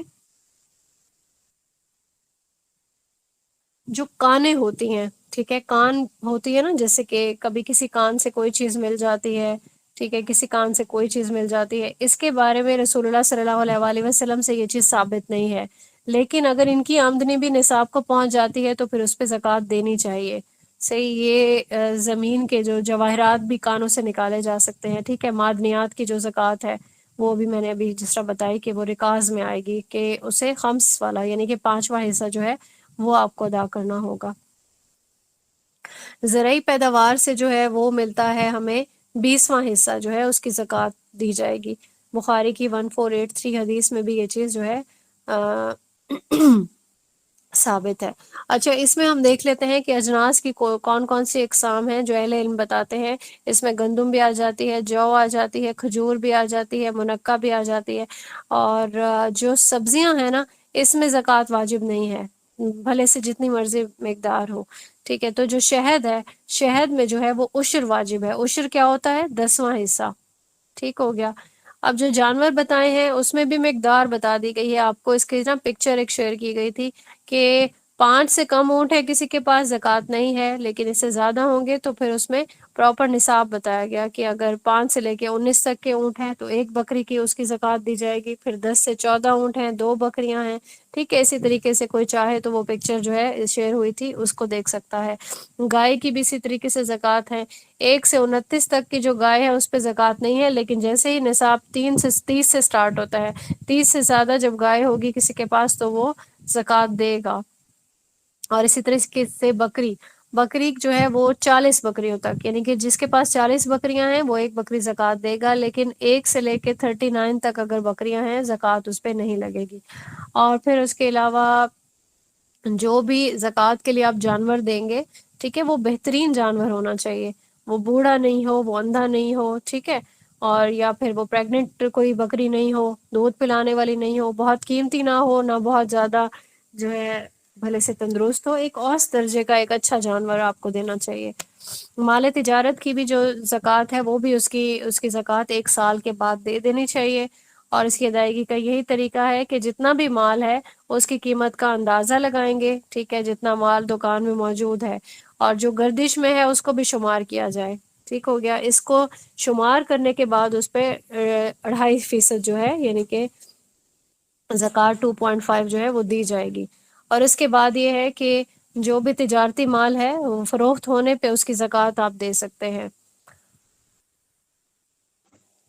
اب یہاں پہ ہم دیکھ لیتے ہیں کہ کوئی اگر کسی پہ قرض ہے، ٹھیک ہے، تو وہ کیا کرے گا؟ مقروض ہوگا کوئی، تو اس پہ زکوٰۃ نہیں ہوگی کیونکہ وہ مال کا مالک بھی نہیں ہے. صحیح ہے. اور پھر یہ کہ زکوٰۃ سے قرض کو نکالا جا سکتا ہے. اگر کوئی قرض لینے والا فقیر مسکین ہوگا، ٹھیک ہے، کما کے اس کے لیے قرض اتارنا ممکن ہے، تو اللہ تعالیٰ کو راضی کرنے کے لیے، مقروض کے بوجھ کو کم کرنے کے لیے آپ زکوٰۃ سے جو ہے اس کا قرض ادا کر سکتے ہیں. صحیح ہے. یہ اس کے مسائل ہیں، اس کو جو ہے لازماً سب کو معلوم ہونا چاہیے. پھر یہ ہے کہ قرض دی ہوئی رقم کی زکوٰۃ کیسے ادا کی جائے گی؟ اگر تو قرض دے دیا آپ نے تو اس وقت تک جو ہے آپ زکوٰۃ جو ہے جب تک آپ کو وصول نہیں ہو جاتی آپ اس کی زکوٰۃ نہیں دیں گے. اور پھر وصولی کے بعد جب اس پہ سال گزر جائے گا، ٹھیک ہے، زکوٰۃ جیسے آپ کو وصول ہو گیا تو پھر آپ زکوٰۃ دیں گے. پھر آپ یہ ویٹنگ کریں گے کہ سال جو ہے وہ گزرا یا نہیں گزرا. اور جتنا بھی آپ کے تصرف میں جتنا بھی مال ہے، ٹھیک ہے، اس پہ زکوٰۃ دی جائے گی. لیکن اگر انسان کی ملکیت میں کوئی مال نہیں ہے، ٹھیک ہے، یعنی کہ کوئی مقدمے کی وجہ سے جیسے کسی حکومت کے قبضے میں چلا گیا تو پھر اس کی بھی زکوٰۃ جو ہے وہ نہیں ادا کی جائے گی. لیکن جب وصول ہو جائے گا، حکومت کے قبضے سے واپس آپ کے پاس آ جائے گا، ٹھیک ہے، تو پھر اس کی 1 سال کی زکوٰۃ ادا کر دی جائے گی. اسی طریقے سے جو شوہر ہے، کوئی شوہر ہے اور وہ مہر دیتا ہے، ٹھیک ہے، تو مہر پہ جو ہے زکوٰۃ کی ادائیگی وہ کیسے کی جائے گی؟ جب کچھ شوہر دے گا اور سال گزر جائے گا، 1 سال کی زکوٰۃ جو ہے پھر وہ اس کے نصاب کے مطابق دی جائے گی. صحیح ہے. نصاب سے وہ کراس کرتا ہے نصاب کو تو پھر اس پہ زکوٰۃ دی جائے گی. اب جو ہے کہ جو جس طرح سے رہائشی مکان وغیرہ ہیں، ٹھیک ہے، ان پہ بھی زکوٰۃ نہیں ہوگی. کوئی زیر استعمال گاڑیاں ہیں، جیسے ابھی میں نے ذکر کیا آپ کی استعمال کی چیزیں ہیں، ان سب پہ جو ہے وہ زکوٰۃ نہیں دی جائے گی. اور پھر ہم یہاں پہ اب یہ دیکھ لیتے ہیں کہ کن چیزوں پہ جو ہے وہ زکوٰۃ نہیں ہے. ٹھیک ہے، ابھی ہم نے کچھ چیزیں دیکھی ہیں، باقی کچھ چیزیں مزید دیکھ لیتے ہیں کہ بیت المال کی رقم میں کیونکہ جو ہے وہ زکوٰۃ شامل، نصاب سے بھی اوپر چلا جاتا ہے مال، ٹھیک ہے، اس پہ بھی زکوٰۃ نہیں ہوگی، کیونکہ وہ کسی ایک کے تصرف میں وہ مال نہیں ہے، ٹھیک ہے۔ کوئی ایسی جائیداد جو کہ دینی یا رفاہی مقصد کے لیے وقف ہو، اس کی بھی زکوٰۃ نہیں ہوگی، اس پہ نہیں دی جائے گی۔ پھر یہ ہے کہ قرض دی ہوئی کوئی اگر رقم ہے، غیر یقینی ہے، وصولی کے بعد زکوٰۃ ہوگی، پہلے نہیں دی جائے گی۔ اور انسان کی ملکیت میں جو بھی مال ہے لیکن اس کا قبضہ نہیں ہے، اس پہ زکوٰۃ نہیں ہوگی، ناجائز مال پہ نہیں ہوگی۔ اور پھر یہ ہے کہ جیسے کہ پراویڈنٹ فنڈ وغیرہ ہوتا ہے نا، جمع ہو رہا ہوتا ہے انسان کے پاس، تو انسان کو ملا نہیں ہوتا، اس پہ بھی زکوٰۃ نہیں دینی ہوتی۔ اور پھر یہ ہے کہ جیسے گدھے ہیں کسی کے پاس بہت سارے، اور خچر ہیں، گھوڑے ہیں، ٹھیک ہے، لیکن اس پہ زکوٰۃ نہیں بنتی ہے۔ لیکن اگر کوئی تجارت کے لیے اس کو جمع کر رہا ہے تو پھر اس کا 2.5% جو ہے وہ اس کی قیمت کا ادا کرے گا۔ اچھا، پالتو جانوروں کی بھی کوئی زکوٰۃ نہیں ہے۔ اب ہم یہاں پہ یہ دیکھ لیتے ہیں کہ جب بھی آپ زکوٰۃ کا مال دیں تو ضروری نہیں ہے کہ آپ اس کو اعلان کرتے ہوئے دیں، ٹھیک ہے، اور آپ اس کو بتا کے دے سکتے ہیں، لیکن اس بتانے میں ریاکاری نہیں ہونی چاہیے، ٹھیک ہو گیا۔ اور پھر خود دینا چاہیے جا کے، کہ جو بھی زکوٰۃ آپ نے دینی ہے، تاکہ آپ کو اس چیز کا پتہ ہو کہ وہ حقدار کے پاس ہی چلا گیا۔ اور درمیانے درجے کا مال جو ہے وہ وصول کرنا چاہیے زکوٰۃ کے ضمن میں۔ اب زکوٰۃ دینے کے آداب کو جو ہے وہ ملحوظ خاطر رکھنا چاہیے، ٹھیک ہے۔ اور مصارف زکوٰۃ دیکھ لیتے ہیں کہ جو فقراء ہیں، ٹھیک ہے، جو انسان غنی نہیں ہوتا اس کو فقیر کہتے ہیں، اس کے پاس اگر 5 درہم یا اس کے برابر کوئی سونا ہے، ٹھیک ہے، تو پھر وہ غنی ہوگا، اور اس سے کم والا جو ہے وہ فقراء میں شامل ہوگا۔ اور کوئی اگر معذور ہے، کوئی مستقل بیمار رہتا ہے، ٹھیک ہے، یا اور جو کوئی ایسے لوگ ہیں جن کی آمدنی ہے تو صحیح لیکن ان کے جو بچے ہیں ان کی پوری کفایت نہیں ہو رہی، ان کو بھی زکوٰۃ دی جا سکتی ہے۔ مساکین کو دے سکتے ہیں، ٹھیک ہے، مساکین میں جو بھی محتاج ہیں، بے بس ہیں، یا کچھ لوگ ایسا ہے عزت نفس کی وجہ سے وہ سوال نہیں کرتے، جن کو سفید پوش کہا جاتا ہے، ان کو جو ہے زکوٰۃ دے سکتے ہیں، یعنی کہ وہ مانگ نہیں رہے لیکن آپ کو ان کے حالات کا پتہ ہے۔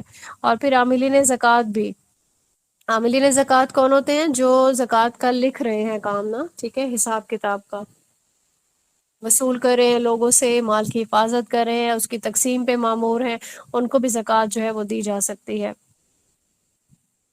پھر کسی کی گردن جو ہے چھڑانے کے لیے اس کو بھی زکوٰۃ دی جا سکتی ہے، کوئی مقروض ہے اس کو دی جا سکتی ہے، فی سبیل اللہ جو جتنے بھی کام ہو رہے ہیں، ٹھیک ہے، اس میں بھی زکوٰۃ کا مال جو ہے وہ خرچ کیا جا سکتا ہے۔ مسافر کو بھی زکوٰۃ دی جا سکتی ہے، بھلے سے وہ جو ہے ویسے ہی اپنے مطلب وہ دیار غیر میں ہے اور اچانک سے وہ مستحق ہو گیا مدد کا، تو زکوٰۃ کے پیسوں سے ان کو جو ہے دیا جا سکتا ہے۔ اب یہ دیکھتے ہیں کہ زکوٰۃ کس کس کو نہیں دی جا سکتی، تو آل نبی صلی اللہ علیہ وآلہ وسلم کو زکوٰۃ نہیں دی جا سکتی، ٹھیک ہے۔ بنو ہاشم کے جو آل علی ہیں، آل عباس ہیں، آل عقیل ہیں، آل جعفر ہیں، آل حارث ہیں، ٹھیک ہے، تو یہ حدیث سے ثابت ہے ان کو زکوٰۃ نہیں دی جا سکتی۔ مالدار جو بھی لوگ ہیں، ٹھیک ہے، ان کو نہیں دی جا سکتی۔ غیر مسلم کو زکوٰۃ نہیں دی جا سکتی۔ بدعتی کو بھی زکوٰۃ نہیں دی جا سکتی، جو فاسق ہے یا فاجر ہے اور اظہار ہو چکا ہے اس کا، ٹھیک ہے، اس کو زکوٰۃ نہیں دی جا سکتی۔ اور جو کوئی کمانے کے قابل ہے، صحت مند ہے، اس کو بھی زکوٰۃ نہیں دی جا سکتی۔ اور کوئی اگر مسجد تعمیر ہو رہی ہے تو زکوٰۃ کے سرمایے سے مسجد تعمیر نہیں ہو سکتی، ٹھیک ہے۔ والدین جو ہیں ان کو بھی زکوٰۃ نہیں دی جا سکتی، کیونکہ والدین آپ کے فرائض میں آتے ہیں۔ اولاد آپ کی کفالت میں آتی ہے، ٹھیک ہے، اس کو بھی زکوٰۃ نہیں دی جا سکتی۔ اور بیوی، کیونکہ بیوی بھی آپ کے نان و نفقہ کی مستحق ہے، اس کو بھی زکوٰۃ سے کمپنسیٹ نہیں کیا جا سکتا، وہ تو پھر گھر کا مال گھر پہ ہی رہے گا، ٹھیک ہے۔ اور پھر رفاہی کام، جیسے کوئی کہہ رہا ہے کہ سڑک بنانی ہے، پل بنانا ہے، ہاسپٹل بنانا ہے، تو اس پہ بھی زکوٰۃ کا جو مال ہے وہ نہیں دیا جا سکتا۔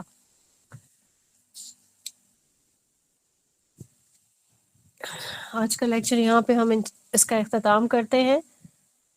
وآخر دعوانا ان الحمد للہ رب العالمین۔